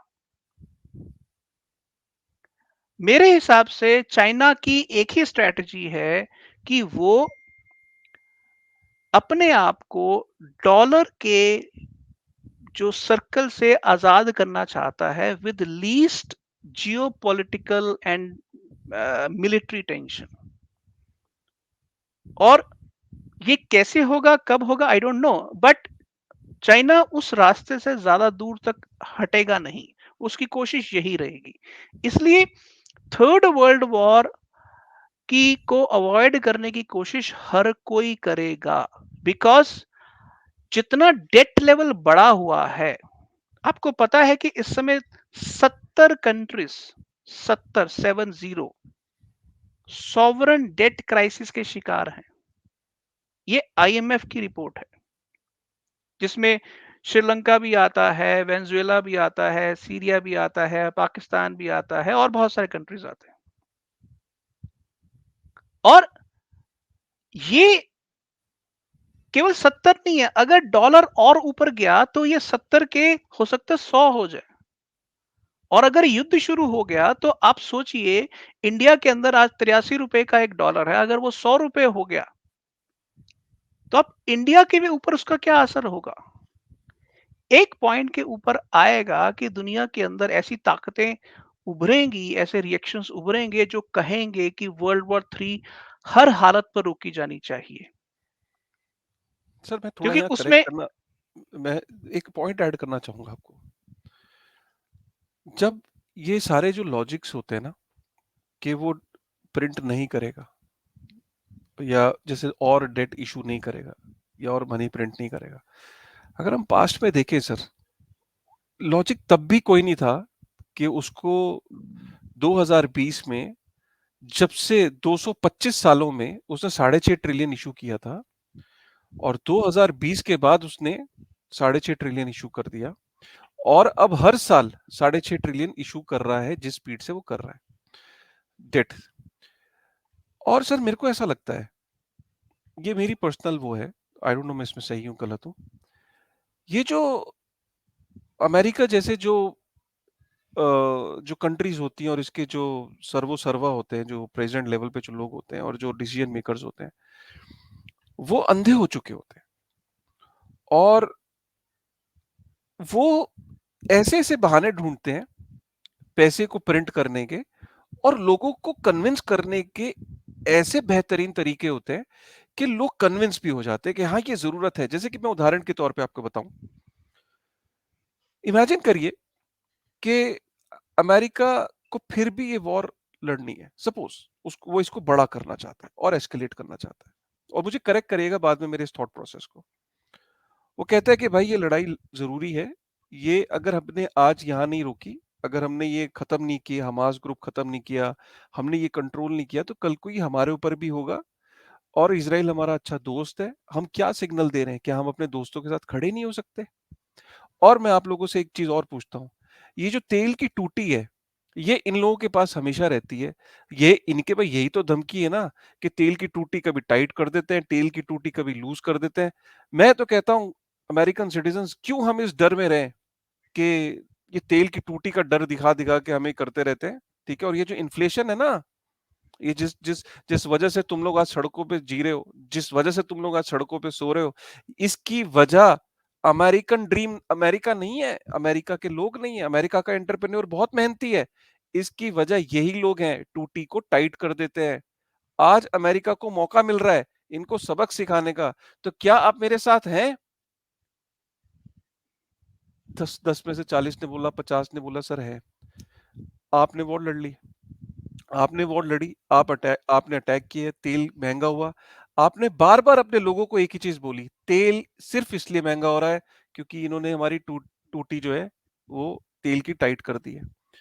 और जनता को वर्ल्ड इकोनॉमिक फोरम पिछले 2 सालों से दो चीजें, तीन चीजें कह रहा है वर्ल्ड इकोनॉमिक फोरम, और अमेरिका भी कह रहा है, और तीन चीजों पे सबसे ज्यादा फोकस अगर आप देखें, सबसे पहला फोकस 15 मिनट सिटी, 15 मिनट से ज्यादा दूर होना ही नहीं चाहिए यार। राजेश इधर आओ, तुम्हारा स्कूल 15 मिनट से ऊपर तुम्हारा ऑफिस नहीं होना चाहिए, तुम्हारे बच्चे का स्कूल 15 मिनट से दूर नहीं होना चाहिए, तुम्हारा हॉस्पिटल भी 15 मिनट सिटी का कॉन्सेप्ट पुश कर रहा है वर्ल्ड इकोनॉमिक फोरम, कि 15 मिनट से ज्यादा किसी को जाना ही नहीं चाहिए अपनी लाइफ में। वो बेसिकली 15 मिनट कन्वीनियंस के नहीं है, कन्फाइनमेंट के है। पहली चीज। दूसरी चीज, मैं कंप्लीट करना चाहूंगा सर यहाँ पे। दूसरी चीज, यहाँ पे आपको एक कॉन्सेप्ट दिया जा रहा है कि आप पॉड के अंदर सरवाइव कर सकते हैं, pod hotels, pod residence, pod, कहीं ना कहीं आपको घर में बिठाने का एक जो, आपको लगता था कि आप महीनों घर में नहीं बैठ सकते थे, आपको लगता था कि आप घर की चार दीवारी में महीनों बैठ नहीं सकते थे, आज आपको वो डेमो दिखा दिया गया है और वर्चुअली ये पॉसिबल कर दिया गया है कि आप घर के अंदर बैठ सकते हैं। आपको पॉड होटल्स के अंदर रुकवा के ये बता दिया गया है कि आप पॉड के अंदर रह सकते हैं। आपको ये बता दिया गया कि आपको मास्क लगा के आप पूरी जिंदगी बिता सकते हो। और चौथी सबसे बड़ी चीज, कि आपके लिए इंसेक्ट्स बहुत अच्छी चीज़ है क्योंकि हाई प्रोटीन होता है इंसेक्ट्स के अंदर। आप जो ये हाई इन्फ्लेशन वाली चीज़ों को त्याग क्यों नहीं देते हो? क्योंकि इंसेक्ट्स जो हैं वो अबंडेंट हैं और आपके लिए हाई प्रोटीन है। कौन कहता है कि चीज़ें महँगी हो रही है? वो महँगी उसके लिए है जो जो मटन खाना चाहता है, जो चिकन खाना चाहता है। इंसेक्ट्स वालों के लिए चीज़ें महँगी नहीं है और हाई प्रोटीन है। इंसेक्ट्स खाइए, पॉड में रहिए, घर पे रुकिए और 15 मिनट वाले ऑफिस में जाइए। इन्फ्लेशन कंट्रोल हो जाएगी। मैंने इन्फ्लेशन नहीं बढ़ाई, इन्फ्लेशन बाइडेन ने नहीं बढ़ाई। इन्फ्लेशन ये टूटी जिन्होंने बंद करी, उनसे मैं लड़ रहा हूँ, उनसे मैं लड़ रहा हूँ। तुम फ़िक्र ना करो, मैं उनसे लड़ रहा हूँ। तुम मेरा इतना साथ दे दो, पॉड में रुक जाओ, घर पे रह लो, इंसेक्ट खा लो और भैया 15 मिनट वाले ऑफिस और स्कूल में अपने बच्चों को डाल end of story and people will believe it. Kashif, आ, एक लेवल पर ये कहानी बड़ी ही काबिले तारीफ लगती है। मैं इस कहानी इसकी ताकत में डिसबिलीव नहीं करूंगा। बट थोड़ी देर के लिए अगर आप एक कल्पना ये कर रहे हैं, तो दूसरी तरफ एक और कल्पना मैं आपके सामने पेश करता हूँ। अब क्योंकि आपने कल्पना से शुरू किया, तो मैं कल्पना का जवाब कल्पना से देता हूँ। कल्पना नहीं है, ये कुछ पॉइंट्स हैं जो मैं world economic of forum course propose कर चुका है। ऑफ ये मेरी कोर्स कल्पना नहीं है। मैं उसी तरह से आपको हम्म, क्योंकि अभी ये हुआ नहीं है, होने वाला है टाइप इस तरह प्रपोज्ड से है। प्रपोज्ड है। अब मान लीजिए, जैसे अभी चल रहा है, 2-3 महीने ऐसे चलता है और रशिया भी थका हुआ है, चाइना भी थका हुआ है, यूक्रेन भी, इजराइल भी, हमास भी, सऊदी अरब भी, सब थके हुए हैं। अमेरिका भी थका हुआ है कि उसको पता नहीं चल रहा कि यार ये बैटल तो चल रही है पर वॉर के अंदर जीत नजर कहीं नहीं आ रही। अगर ये 2-3 महीने ऐसे ही चलता है, जनवरी आ गया, जनवरी फरवरी आ गया और सब लोग सोचते हैं कि यार ये बाइडन और अमेरिका ये जो गेम खेल रहे हैं, इस गेम के अंदर तो बुड्ढों का कंट्रोल है, फैसले तो वही ले रहे हैं, बैंकिंग सिस्टम के ऊपर डॉलर का कब्जा है। अगर इस हिसाब से इनके पीछे पीछे चले तो आज नहीं तो कल तबाही ही तबाही है। जीडीपी ग्रोथ रेट तो वैसी ही होगी, रिसेशन वैसे ही आ गया। अगर फर्स्ट क्वार्टर ऑफ 2024 में अमेरिका में रिसेशन डिक्लेयर हो जाता है, तो क्या तब अमेरिका के पास पॉलिटिकल इंसेंटिव है वर्ल्ड वॉर 3 करने का? मेरा जवाब है नहीं। वो क्यों? क्योंकि अब ये जो नैरेटिव आप बना रहे हैं, इस नैरेटिव के बीच से निकलने के चोर दरवाजे बहुत सारे हैं और उन चोर दरवाजों की एक सिंगल डेफिनेशन है, वो है क्रिप्टो। क्यों?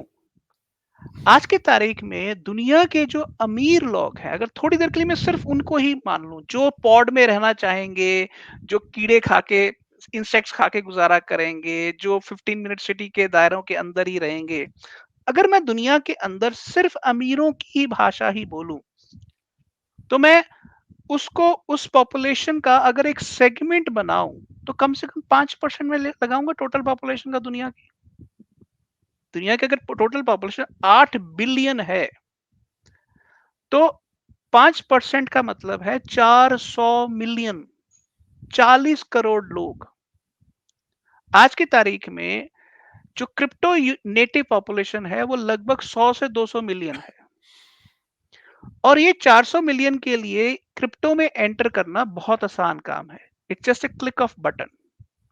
आप मुझे एक सवाल का जवाब दीजिए, अगर थोड़ी देर के लिए आप ये एज्यूम कर लीजिए कि 2024 के अंदर ये 400 मिलियन लोग क्रिप्टो में घुस गए, तो बिटकॉइन का भाव क्या होगा? ईथर का भाव क्या होगा? क्रिप्टो की मार्केट कैप क्या होगी? जस्ट सोचिए। आप एक बात समझिए कि आज की तारीख में नैरेटिव को क्लोज करना जितना आसान है और नैरेटिव से बाहर निकलना भी उतना आसान हो गया है।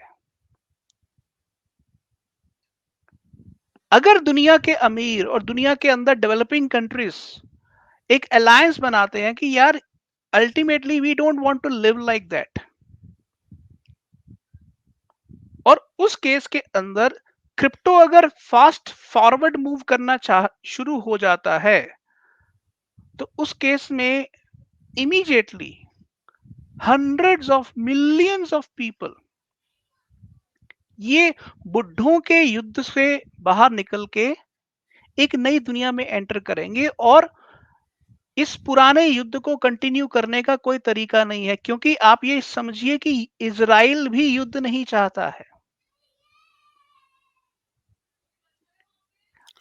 इसलिए, और अगर अमेरिका के अंदर ही डोनाल्ड ट्रंप वापस आता नजर आएगा, आपको ये अंदाजा होना चाहिए कि 2024 के शुरू में ही बड़े लेवल पर इलेक्शन कैंपेन शुरू हो जाता है, और उसमें एंटी वॉर सेंटीमेंट लेके ही ट्रंप आएगा और रिपब्लिकन पार्टी का कोई भी उम्मीदवार आएगा।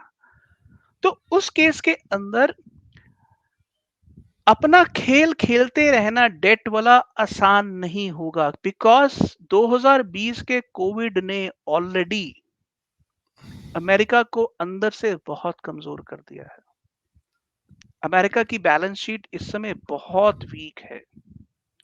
सर ये आप समझ रहे हैं, मैं अगर आपको हिस्ट्री में अगर मैं बताऊं, जब भी किसी वॉर का उल्टा इम्पैक्ट पड़ता है लोगों पे, जब भी किसी लीडर ने पास्ट में ललकारा है ना कि मुझे तुम्हारा साथ चाहिए इस लड़ाई में, ये हमारे वर्चस्व की कहानी है, हमारे साथ अरब जो है वो गलत कर रहे हैं। हिटलर नेशनलिज्म और वॉर क्राई के ऊपर उसने कितने उसके भाषण है जिसमें वो let's make Germany great and कितने ही उसके, अगर आप उसके तरीके ऐसे होते थे कि लोगों को ये लगता था कि हमारी एग्जिस्टेंस की बात है। और जब एग्जिस्टेंस में जब काशिफ, इमोशंस आते हैं ना सर, उसमें वोट बाइडेन पक्का वो कार्ड प्ले करेगा। और उसके सामने अगर कोई बोलेगा कि आई एम अगेंस्ट वॉर, ये लास्ट में मुझे नहीं लगता कि उसके हित में ही ऐसा होगा।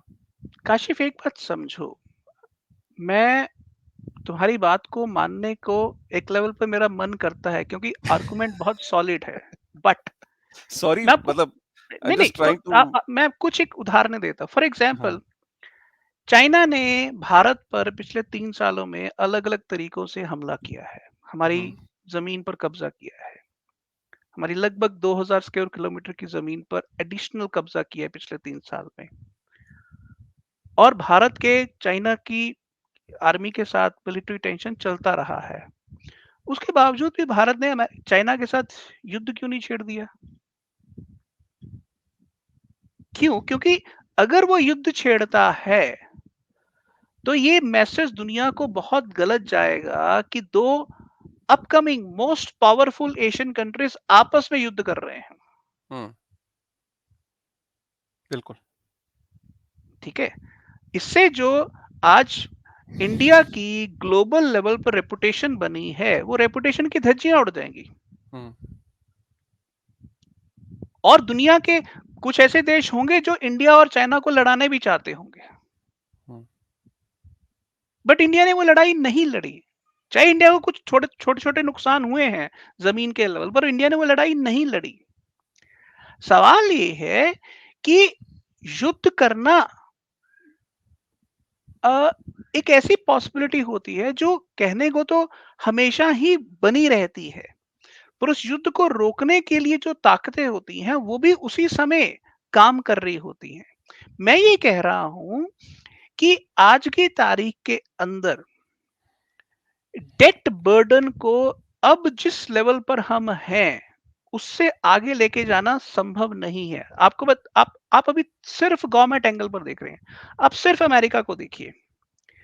अमेरिका के सरकार का, अमेरिका का जो गवर्नमेंट डेट है वो जीडीपी का 130% है। अगर उनका हाउस होल्ड डेट देखा जाए, हाउस होल्ड जो सिर्फ घर, जिसमें कार लोन आता है, ऑटो लोन आता है, क्रेडिट कार्ड लोन आता है, एजुकेशन लोन आता है, पर्सनल लोन आता है, उसको देखें तो वो भी लगभग 100% के आसपास है, 100% ऑफ जीडीपी। फिर उसके बाद कॉर्पोरेट डेट आता है, वो भी लगभग 100% के आसपास है। तो आप तीनों को अगर इकट्ठा करें तो आप पाएंगे कि ये 300 350% ऑफ जीडीपी है। अब क्या हो रहा है कि जैसे जैसे रेट ऑफ इंटरेस्ट बढ़ रहा है, तो किस्तें तो देनी है, सरकार को भी किस्तें देनी है, कॉर्पोरेट को भी किस्तें देनी है, हाउस होल्ड को भी किस्तें देनी है। तो उनके पास जो सरप्लस मनी थी अपने खर्चे के लिए, वो अब किस्तों में जा रही है। आप ध्यान से देखें, अमेरिका और कनाडा के अंदर इस समय न्यू होम सेल्स पिछले 30 साल में सबसे कम हुई हैं। विच मीन्स जब जिस देश में रियल एस्टेट सेक्टर डाउन जा रहा होता है, उस देश के अंदर बहुत बड़ी प्रॉब्लम्स पैदा हो जाती हैं। वो ऑफिशियल रिसेशन का डिक्लेरेशन है। और यूरोप ने तो ऑलरेडी रिसेशन डिक्लेयर कर दिया है। तो अब नेक्स्ट कनाडा और अमेरिका में अगर होने वाला है, तो ये एक एंटी वॉर सेंटिमेंट भी बनाएगा। इसलिए मेरा ये मानना है कि जैसे ही वो एंटी वॉर सेगमेंट आया और इधर से ग्लोबल रिसेशन की डिक्लेरेशन हुई और सेंट्रल फेडरल रिजर्व ने एक आध परसेंट रेट ऑफ इंटरेस्ट कम किया, जैसे ही ये पॉइंट आएगा, क्रिप्टो के लोगों को ये समझ में आ जाएगा कि अमेरिका की सरकार का जो बैलेंस ऑफ कंट्रोल होता है, वो इकोनॉमी पर छूट गया है। और उस पॉइंट पर पूरी की पूरी बुल वेव इतनी ताकत से आएगी, वो सुनामी बन के आएगी। क्योंकि वो सुनामी इसलिए आएगी कि वो अमेरिका के युद्ध की पॉसिबिलिटीज को कंप्लीटली खत्म कर दे। अगर आपके पास एक कहानी सुनाने को है, जो कहानी बड़ी दमदार है, मेरे पास भी एक कहानी सुनाने को है जो आप मानेंगे कि वो भी दमदार है। देखिए, अल्टीमेटली भविष्य, जब तक भविष्य होता है, वो एक सपने जैसा होता है।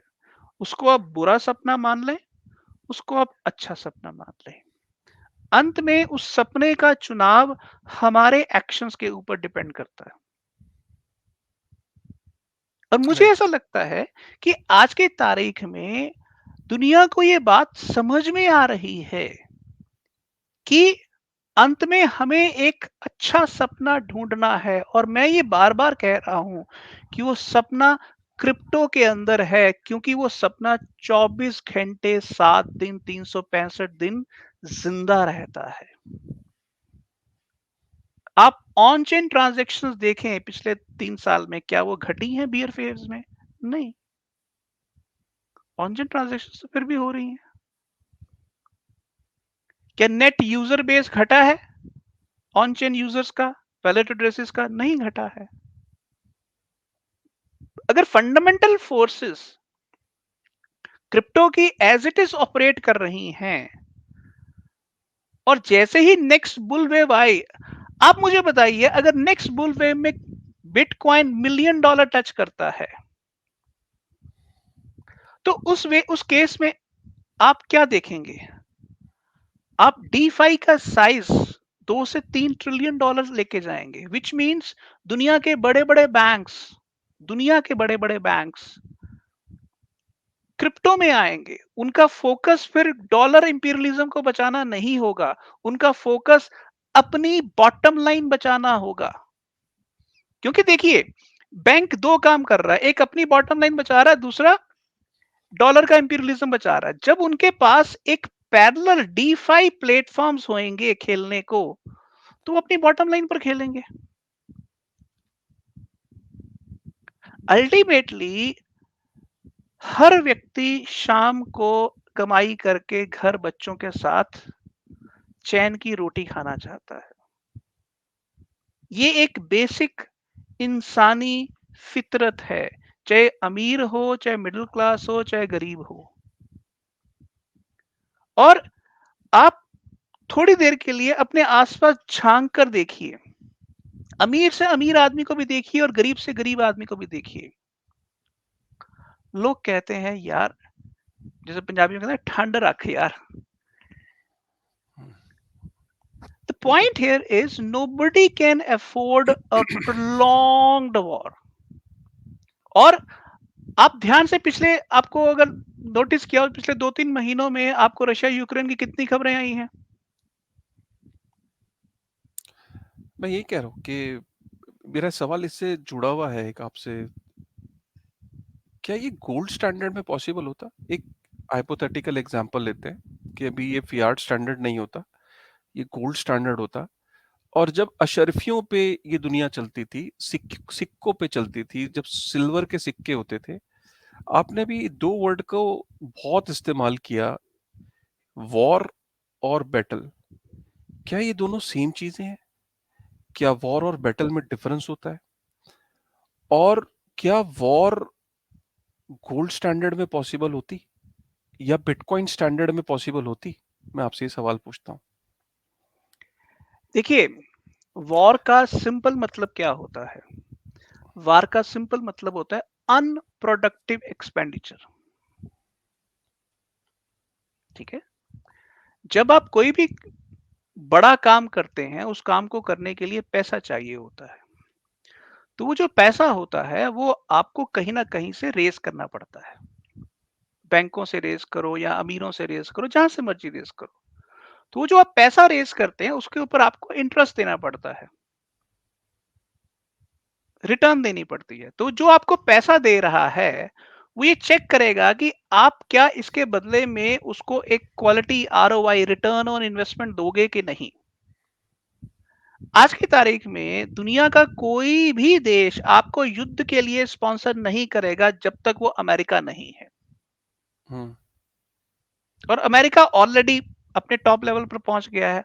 उसने 100-150 बिलियन डॉलर तो यूक्रेन को भी दिए हैं। हम्म। इतने ही वो उसने इसराइल को भी प्रॉमिस कर दिए होंगे अब तक।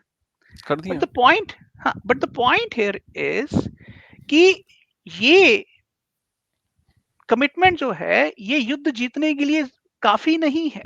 इसराइल को एक तरफ 100 बिलियन डॉलर दो और दूसरी तरफ इसराइल के 10,000 फौजी मारे जाएं इस युद्ध के अंदर, तो इसराइल कहेगा कि हमें 10,000 फौजी मरवाने नहीं हैं। एक पॉइंट ऐसा आएगा कि ये एक तपती रेत जैसा हो जाएगा कि ना इसमें ठंडक है, अब ना इसमें आग की पॉसिबिलिटी है। ये गेम उस तरफ जा रही है क्योंकि अमेरिका इस समय एक ऐसी सिचुएशन में है कि वो खुद भी एक बड़ी वॉर अफोर्ड नहीं कर सकता, इसलिए वो छोटी छोटी वॉर्स अलग अलग जगह शुरू करवा रहा है। बट जैसे जैसे वो खेल खेल रहा है, लोगों को ये पूरा गेम अब समझ में आ रहा है। क्या ये गोल्ड देखिए, स्टैंडर्ड एक में पॉसिबल होता? बिल्कुल नहीं, गोल्ड स्टैंडर्ड बिटकॉइन में स्टैंडर्ड में? पॉसिबल नहीं। पॉसिबल वो इसलिए कि जिसने आपको पैसा देना है, उसने आरओआई चेक करना है। और इस समय वॉर से बड़ा अनप्रोडक्टिव एक्सपेंडिचर कोई नहीं है। बिटकॉइन स्टैंडर्ड में तो ये सिंपली इम्पॉसिबल है। तो इसका मतलब क्या बिटकॉइन स्टैंडर्ड में वॉर्स खत्म हो जाएंगी? मैं ये नहीं कह रहा हूं। देखिए, दो किस्म या की, बैटल्स रादर, या बैटल्स या बैटल लड़ी जाएंगी? नहीं नहीं नहीं, मैं इसको इस तरह से देखता हूं। युद्ध तीन तरह के होते हैं। अच्छा युद्ध भी होता है? नहीं नहीं, मैं ये नहीं कह रहा हूं कि अच्छा युद्ध होता है। युद्ध तीन तरह के होते हैं। पहले वो युद्ध होते हैं और वो बैटल्स होती हैं जो लोकलाइज्ड होती हैं। ठीक है, मतलब वो एक लोकल एरिया में कोई धर्म का मुद्दा है, कोई एथनिसिटी का मुद्दा है।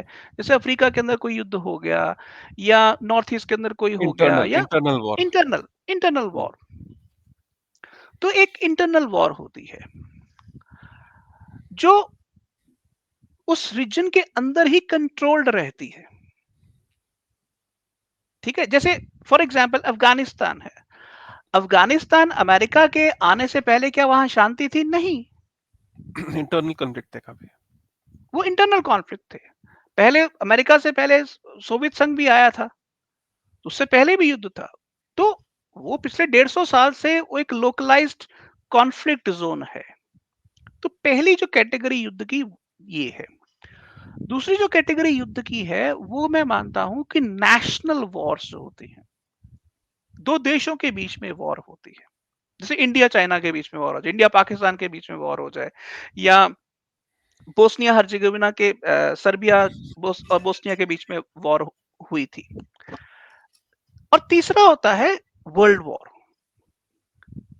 मैं ये मानता हूं कि दुनिया के अंदर लोकलाइज्ड वॉर्स होती रहेंगी जब तक इंसान अपनी प्रॉब्लम्स को सॉल्व नहीं करेंगे।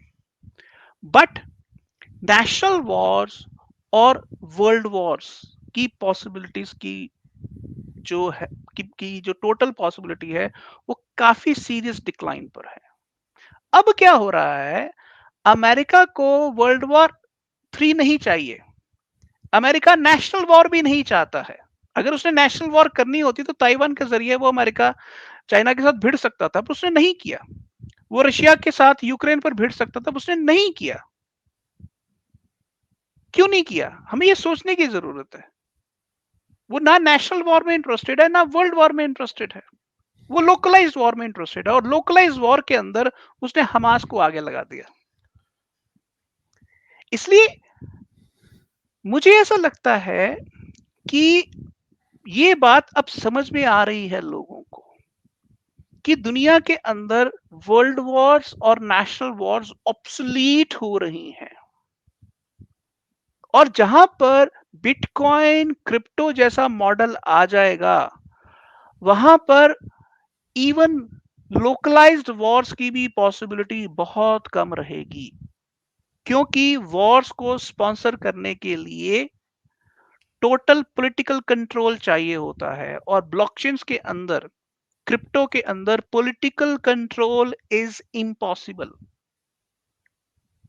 Dominance is possible, but absolute control is impossible, because ledger एक पार्टी कंट्रोल नहीं करती है।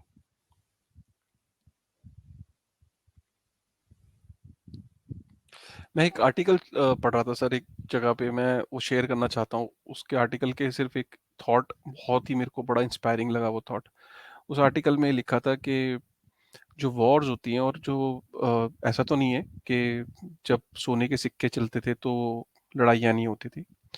लड़ाई बड़ी डिफरेंट होती थी, यूनिक होती थी। भाई उस टाइम भी तो लड़ाइयाँ होती थी। उस लड़ाई के अंदर जनरली जब एक प्रोविंस दूसरे प्रोविंस को चैलेंज करता था तो तो उनको पहले मैसेज भेजता था लिख के।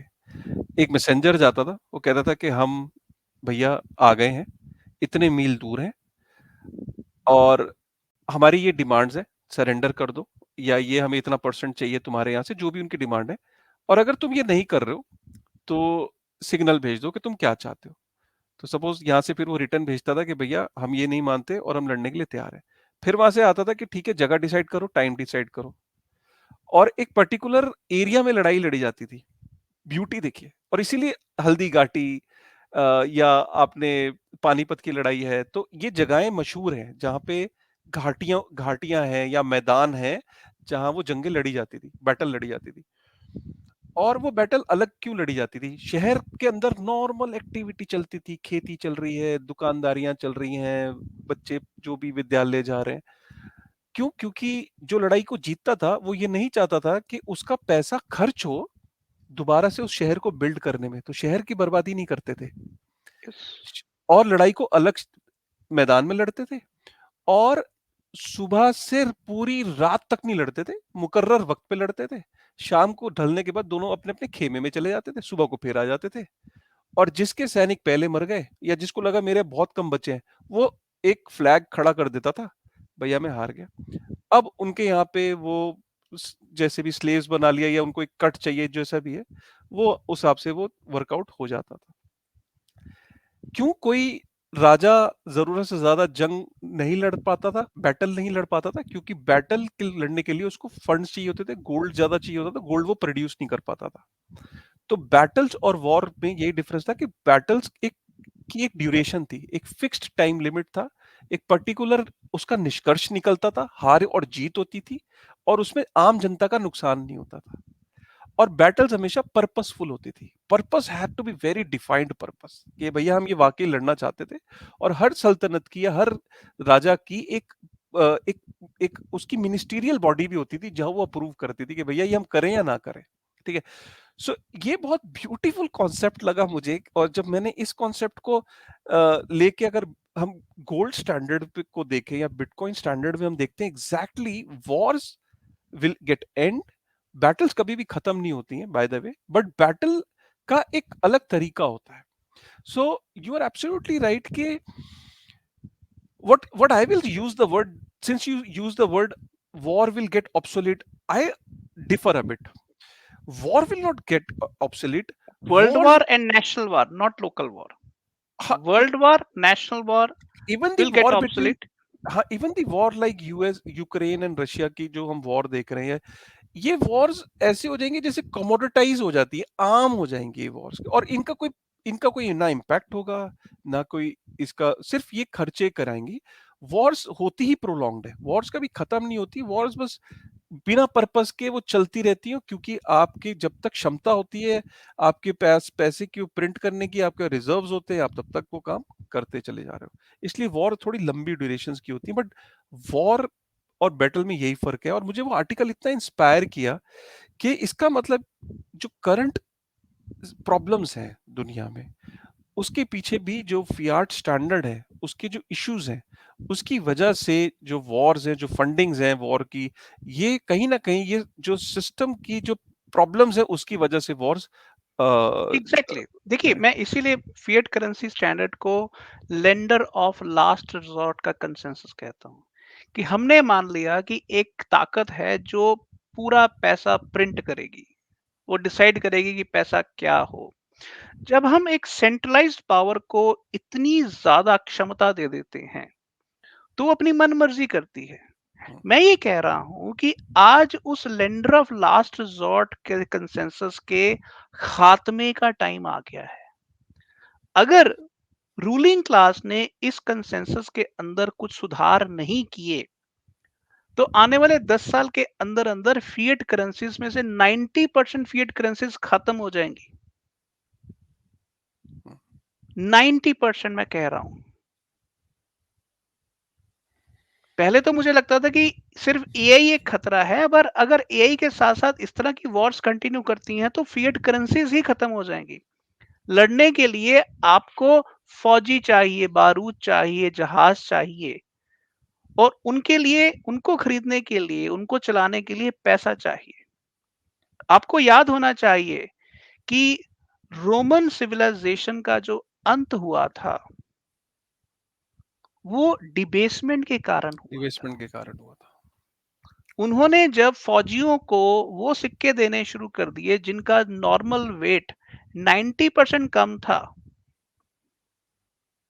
गोल्ड और सिल्वर से, वो करेंसी की वैल्यू धीरे धीरे कम होनी शुरू होगी। आप मुझे बताइए, जो फौजी लड़ रहा है, अगर उसको ये पता चले कि मेरे घर में जो आटा 400 रुपए किलो की बोरी आती थी, अब वो 4000 रुपए किलो की बोरी आएगी, तो वो युद्ध मैदान में क्यों लड़ेगा? इसलिए इस समय आप पूरी दुनिया को देखिए, तो जितना कर्जा पूरी दुनिया ने इकट्ठा कर लिया है, उनकी पहली टेंशन अगले महीने की किस्त देना है। नीचे से लेकर ऊपर तक आप सोचिए, जिस तरह से एक घर के अंदर आपको क्रेडिट कार्ड की किस्त देने की टेंशन होती है, घर के किस्त देने की टेंशन होती है, वैसे चाइना के अंदर एवरग्रांड कॉर्पोरेशन ने पिछले $15 मिलियन की वो किस्त बेचारे नहीं दे पाए और कंगाल डिक्लेयर हो गए। इसी तरह से आप चलते जाएं तो बॉन्ड के ऊपर भी जो आपको इंटरेस्ट देना है, आपकी टेंशन असल में वो है। और वहां पर अगर आपने थोड़ा सा भी कुछ और गड़बड़ किया, तो आप खत्म। मैं पीछे जेफरी गंडलैक नाम का एक इकोनॉमिस्ट है, उनकी एक वीडियो देख रहा था, जिनका ये कहना था कि जिस तरीके से अमेरिका अपना डेट बढ़ा रहा है और उसकी रिसेशन की पॉसिबिलिटीज बढ़ती जा रही हैं, अगले 5 साल में ऐसा हो सकता है कि अमेरिका का जितना भी टैक्स रेवेन्यू है, उसका लगभग 80% सिर्फ और सिर्फ इंटरेस्ट पेमेंट्स में चला जाए। उन्होंने 2-3 पॉसिबिलिटीज भी बना के बताई थी। आप सोचिए कि अमेरिका के बजट का 60% तो सिर्फ सोशल सिक्योरिटी में जाता है, पेंशन के अंदर जाता है, मेडिकल एड में जाता है। और अगर 80% इंटरेस्ट पेमेंट्स में चला गया तो पेंशन कैसे देंगे? इसलिए एक बात समझिए कि हम दुनिया के इतिहास में 300 ट्रिलियन डॉलर का कर्जा, पहली बार ग्लोबल पॉपुलेशन ने इतना बड़ा कर्जा खड़ा किया है। हाउसहोल्ड्स, कॉरपोरेट्स और नेशंस। कर्जे में डूबी हुई नेशंस युद्ध करने की कोशिश जरूर करती हैं अगर उनको शॉर्ट टर्म कोई बेनिफिट नजर आता हो, जैसे अमेरिका को नजर आ रहा है, पर किसी और को नजर नहीं आ रहा है। तो अमेरिका एक एक जगह जाता है, वहां युद्ध की स्टोरी खेलता है, दूसरी जगह जाता है, वहां युद्ध की स्टोरी खेलता है, वो तीसरी जगह भी जाएगा यहाँ युद्ध की स्टोरी खेलना है। फॉर एग्जाम्पल, अगर मैं आपसे एक सवाल पूछता हूँ, आज जो इसराइल के अंदर हो रहा है और वहां से इसराइल को सपोर्ट कर रहा है अमेरिका, कल को अगर हिंदुस्तान ताकतवर होना शुरू कर दे और वो कल को कहे कि मैं डॉलर से हट रहा हूं, तो क्या पाकिस्तान के जरिए अमेरिका हिंदुस्तान को डिस्टेबलाइज करने की कोशिश नहीं करेगा? बिल्कुल करेगा। वो तो उसकी तो प्रॉब्लम ही यही है। ठीक है। तो इशू ये है कि वो हिंदुस्तान और पाकिस्तान की मूर्खता होगी कि वो इस खेल को ना समझे। उसी हुँ, तरह से मिडिल ईस्ट कंट्रीज की ये मूर्खता होगी कि अगर वो इसराइल के साथ जो खेल खेला जा रहा है वहां पर, उस खेल को ना समझे। सबको ये समझ में आ गया है कि इस समय ऑड मैन आउट सिर्फ और सिर्फ अमेरिका है। ये सबको समझ में आ गया है। America America is no more a global leader. It is a super power in a permanent decline. Hmm. तो सर लास्ट में इसको एंड करते हैं ये पूछ के आपसे कि हमने ये सब तो डिस्कशन करी और काफ़ी मतलब आई डोंट नो लोग जो सुन रहे हैं अभी तक उनको उनका क्या रिएक्शन होगा। एक आम आदमी को क्या करना चाहिए इस सिचुएशन में? खासकर वो ऐसी कंट्री में बैठा है जो इसका पार्ट ही नहीं है। उसको तो इम्पैक्ट नहीं करना चाहिए, लेकिन उसको भी इम्पैक्ट क्या ही करेगा? और अगर यस। आपके हिसाब से आपने पहले भी एक्चुअली एक बार ये शेयर किया था कि कैसे प्रिपेयर करना चाहिए इन ऐसे टाइम के अंदर कि अगर ये परसिस्ट करती हैं चीज़ें, ये कंटिन्यू करती हैं, व्हाट इज़ योर टेक कि ऐसी सिचुएशन में एक आदमी को कैसे प्रिपेयर करना चाहिए? देखिए काशिफ, मैं एक कथा सुनाता हूँ इसको समझाने के लिए कि मैं जो रिएक्शन देने जा रहा हूँ उसके लिए। कथा है महाभारत के अंत की। युद्ध खत्म हो गया, उसमें 100 के 100 कौरव मारे गए, पांडवों के भी पांचों बेटे मारे गए। पांच पांडव जिंदा रहे पर उनके पांचों बेटे मारे गए और बहुत बड़ा नुकसान हुआ। ऐसा कहते हैं, मतलब महाभारत के अंदर एक फिगर आती है, 1 अरब 66 करोड़ लोग मारे गए थे। खैर, मतलब ये सिंबॉलिक है या रियल है मैं नहीं जानता, बट बहुत बड़ा युद्ध हुआ। युद्ध के अंदर पांडवों की विजयी हुई और वो युद्ध करके वापस हस्तिनापुर सिंहासन पर बैठने आए। और हस्तिनापुर के अंदर धृतराष्ट्र, जो उनका ताया भी था और राजा भी था, वो था। तो वो बुजुर्ग हो गया था और लगभग टोटली पावरलेस हो चुका था। तो आए तो कृष्ण पांचों पांडवों को लेकर धृतराष्ट्र से आशीर्वाद लेने गए। अब है तो घर का सबसे बड़ा बुजुर्ग वही है ना वो, क्योंकि भीष्म भी मर चुके हैं, द्रोणाचार्य भी मर चुके हैं। तो पहले युधिष्ठिर ने धृतराष्ट्र के पांव स्पर्श किए, उसने आशीर्वाद दे दिया। फिर अर्जुन ने किया, फिर नकुल ने किया, फिर सहदेव ने किया। जब भीम ने किया और जैसे ही भीम चरण स्पर्श करके खड़ा हुआ, धृतराष्ट्र ने उसको गले ऐसे जकड़ लिया और जकड़ के इतनी कस के उसको जकड़ा। और कहते हैं कि धृतराष्ट्र के अंदर 100 हाथियों का बल था। तो उसने उसको जोर से जकड़ा और इतनी जोर से जकड़ा कि वो एकदम से टूट गया, उसकी हड्डियां की चकनाचूर हो गई। और जैसे ही वो गिरा, वहां पर धृतराष्ट्र रोना पीटना शुरू हो गया कि ये मुझसे क्या हो गया, तुमने मेरे बेटे को मारा, मेरे अंदर गुस्सा था, मैं नहीं चाहता था पर मेरा गुस्सा तुमसे निकल गया, भगवान मुझे नरक में भेजे, वगैरह वगैरह। ऐसे वो रोना चीखना शुरू हो गया। तो कृष्ण ने धृतराष्ट्र के कंधे पर हाथ रखा और उसको कहा कि चिंता मत करिए, भीम को कुछ नहीं हुआ है, भीम जिंदा है। तो एकदम से धृतराष्ट्र को लगा ये क्या हुआ। तो कृष्ण ने कहा कि आपने उसे नहीं मारा, उसकी मूर्ति को गले लगा के मार दिया है। क्योंकि कृष्ण को ये बात का पता था, उसने वहां पर भीम की बजाय भीम की प्रतिमा रख दी थी। अब कहना ये है कि जब भी एक बड़ी ताकत का नुकसान होता है, तो उसकी हालत, उसका जो गुस्सा है, उसका जो एंग्विश है, वो झलकना स्वाभाविक है। जैसे वो खिसियानी बिल्ली खंबा नोचे वाली बात है।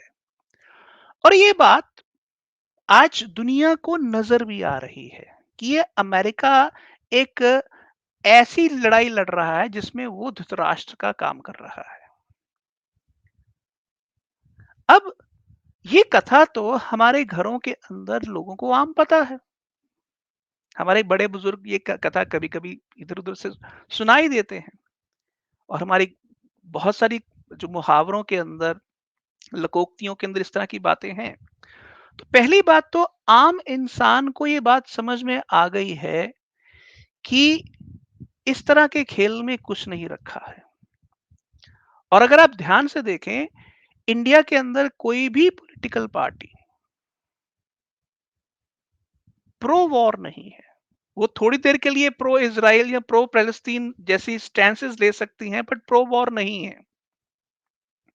और आप ओवरऑल पूरे इलेक्शन में देखें तो इंडिया के अंदर उस वॉर का कोई लोकल इंपैक्ट नहीं है। और ये बात आपको चाइना में भी नजर आएगी, पूरे एशिया के कंट्रीज में नजर आएगी।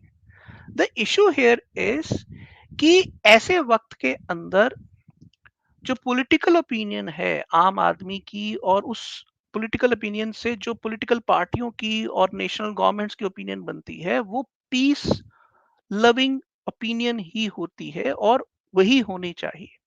आज की तारीख में मुझे तो इसराइल के अंदर भी वॉर को सपोर्ट करने वाली पब्लिक ओपिनियन नजर नहीं आ रही। तो मुझे ऐसा लगता है कि अ, आम आदमी के लिहाज से अगर देखा जाए तो उसके लिए एजेंडा नंबर वन होता है इन्फ्लेशन कम की जाए, नंबर वन। नंबर दो, उसकी जिंदगी के अंदर कोई ऐसा टेंशन ना आ जाए जो वो चाह के भी अवॉइड ना कर सके। तो वो अगर देखा जाए तो मुझे ऐसा लगता है कि आम आदमी अपने घर की ज़रूरतों को, अपने पीस लविंग माहौल को मेंटेन करने से जुड़ी ज़रूरतों को ही फ़ोकस करेगा। और वो ओपिनियन मोर और लेस आज की तारीख में सब जगह है, नोबडी वांट्स वॉर। और मुझे सब तरफ वही नज़र आ रहा है। हाँ, अगर आप वाक़ई वॉर्स को ऑब्सोलीट करना चाहते हैं, सेकंड वर्ल्ड वॉर की जैसी आप संभावना को परमानेंट खत्म करना चाहते हैं, तो एक ही तरीका है, बॉर्डर्स और लेजर्स। बॉर्डर्स और लेजर्स दोनों को खोल दो। बॉर्डर्स को खोलने का मतलब है हुँ, कि आप लेबर इकोनॉमीज को कहीं भी मूव करने की परमिशन दे दो। जो चीज बालाजी हुँ, श्रीनिवासन कह रहा है कि नेटवर्क नेटवर्क से सोसाइटी, नेटवर्क स्टेट होनी चाहिए, पासपोर्ट हुँ, फ्री फ्रीडम होनी चाहिए, हुँ, उसी तरह से लेजर्स ओपन कर दो। लेजर्स ओपन का मतलब है सब वैल्यू ब्लॉकचेन पर मूव कर दो। ब्लॉकचेन पे अगर कर दो। बॉर्डर्स और लेजर्स ओपन हो जाएंगे, युद्ध की पॉसिबिलिटी 99% खत्म हो जाएगी। हुँ। हुँ। बालाजी श्रीनिवासन की जो नेटवर्क स्टेट की फ़िलॉसफ़ी है सर, इसको भी किसी दिन कवर करेंगे और इसको यस। डेप्थ में कवर करेंगे। आई थिंक ये वो भी वर्थ है। मैंने किताब पढ़ी तो नहीं है उनकी नेटवर्क स्टेट, लेकिन उनकी जो फ़िलॉसफ़ी है उस वो मैंने एक सेशन के दौरान समझी थी। उसको भी एक बारी कवर करने की कोशिश करेंगे। यस, वो एक बड़ा सब्जेक्ट है, हुँ, उस पर एक हुँ। एक्सक्लूसिव सेशन चाहिए। Definitely sir. चलिए, बहुत ही आई थिंक मैंने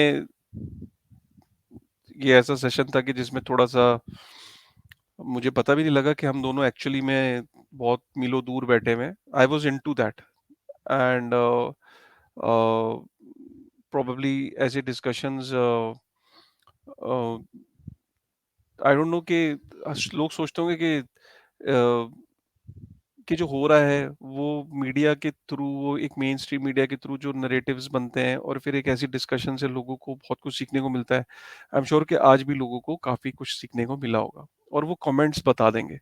और जो भी लोग सुन रहे हैं, उनसे मेरा यही निवेदन है कि आपका जो कमेंट्स होते हैं वो हमें अगले बार जब हम कुछ प्रिपेयर कर रहे होते हैं, तो हमें पता लग जाता है कि हमें किस तरीके का कंटेंट बनाना है। तो आपके कमेंट्स खुल के लिखिए, आपका फीडबैक, आपकी क्या राय है, आप इस डिस्कशन का पार्ट बनिए और उन कमेंट्स को हम पढ़ते हैं और उसके बेसिस पे ही हम अगले कंटेंट को बनाने की तैयारी करते हैं। आज जो आपने पूरा कॉन्फ्लिक्ट, मुझे नहीं लगता कि इतना डेप्थ में आपको ना सब लोग ये बता रहे हैं कि हो क्या रहा है, सामने से क्या हो रहा है, तो वही आप पढ़ रहे हो। पीछे से क्या हो रहा है, क्या रियल कॉजेज हो सकते हैं जो हमने डिस्कस किया, जरूरी नहीं कि वही हो रहा है, लेकिन एटलीस्ट आपको एक पर्सपेक्टिव मिल रहा है, एक आपको सोच जगी, एक आपके दिमाग की इंद्रियां खुली, आपका पर्सपेक्टिव के अंदर बदलाव आया, क्वेश्चनिंग आई। अग्री आप करें सुनील जी से, मुझसे, डजंट मैटर, डिबेट होनी चाहिए, डिस्कशंस होनी चाहिए, रीजनिंग्स पे डिस्कशन होनी चाहिए, तभी तो सोसाइटी भी फॉर्म ऐसी ही होती है। डिबेट्स, अलग अलग पर्सपेक्टिव, काउंटर आर्ग्यूमेंट। अगर हर बंदा एक ही तरीके से सोचने लगेगा तो हम एज ए इंडिविजुअल ग्रो कैसे करेंगे, हम एज अ नेशन ग्रो कैसे करेंगे, हम एज अ सोसाइटी ग्रो कैसे करेंगे। अलग अलग लोगों के अगर पर्सपेक्टिव होंगे और उनको हम रिस्पेक्टफुली अगर सुनेंगे समझेंगे, तभी हम एज अ ह्यूमन ग्रो करते हैं। ठीक है। सो ये बहुत इंपॉर्टेंट डिस्कशन थी, बहुत इंपॉर्टेंट डिस्कशन का पार्ट था। अगर आपको ये पसंद आया तो प्लीज़ लाइक करेगा, कमेंट करेगा और सुनील जी को ट्विटर पे फॉलो करिए। सुनील जी के जो कंटेंट है, इनको जो प्यार है, आप इनको ट्विटर पे भी जाके आप मेंशन कर सकते हैं। इस यूट्यूब के कमेंट में भी ये कमेंट्स को पढ़ते हैं और आई एम श्योर कि वीडियो आज आपको बहुत पसंद आया होगा। Any closing remarks Sunil sir जाने से पहले? देखिए, मैं महाभारत का स्टूडेंट रहा हूँ और महाभारत कहते हैं कि लगभग 4-5 हज़ार साल पहले हुई थी और उस युद्ध में भी बहुत नुकसान हुआ था, बहुत जनरेशंस का बहुत ज़्यादा लॉस हुआ था। युद्ध जो होता है, वो सबका नुकसान करता है। हम्म। और जाते-जाते एक अंतिम कथा सुनाता हूँ। हम्म। अ, युद्ध में जब सब लोग मर गए, 18 दिन युद्ध चला, तो उस समय अंतिम संस्कार के बाद तर्पण करते हैं, नदी के किनारे तर्पण करते हैं। तो युधिष्ठिर क्योंकि सबसे बड़ा था, तो वो तर्पण कर रहा था। तो तर्पण जब कर रहा था, पहले उसने भीष्म का किया, द्रोण का किया और बहुतों का किया। तो कुंती उसके पास आके कहती, जो उसकी माँ थी, हम्म। कि कर्ण का भी तर्पण तू कर। हम्म। तो उसने पूछा, माँ क्यों? उसने कहा, वो तेरा बड़ा भाई था। हम्म। और जैसे उसने कहा, युधिष्ठिर टूट गया। हम्म। उसने कहा, मेरा बड़ा भाई? हम्म। अगर ये बात मुझे पहले पता होती तो हुँ, मैं सारा कुछ अपने बड़े भाई को दे देता, और वो मेरा हुँ, बड़ा भाई तो दुर्योधन का लंगोटिया यार था। उससे थोड़ा युद्ध करना था उसने। हुँ, हुँ।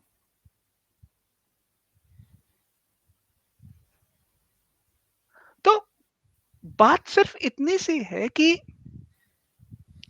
हमारे मन में कोई ना कोई फालतू का पेच अटक जाता है, और हाँ, उस पेच को ठीक करने के चक्कर में हम युद्ध लड़ लेते हैं, और बाद में हमें एहसास होता है कि वो पेच गलत था। एब्सोल्युटली। बस इतनी सी बात है कि हम अपने पेच को ठीक करें, बाकी सब ठीक है। तो आप लोगों से चलिए। भी यही रिक्वेस्ट है कि अपना वो जो पेच है, वो जो ढीला है, उसे टाइट करिए और rest everything is okay. With this thought, thank you very much guys. Thank you.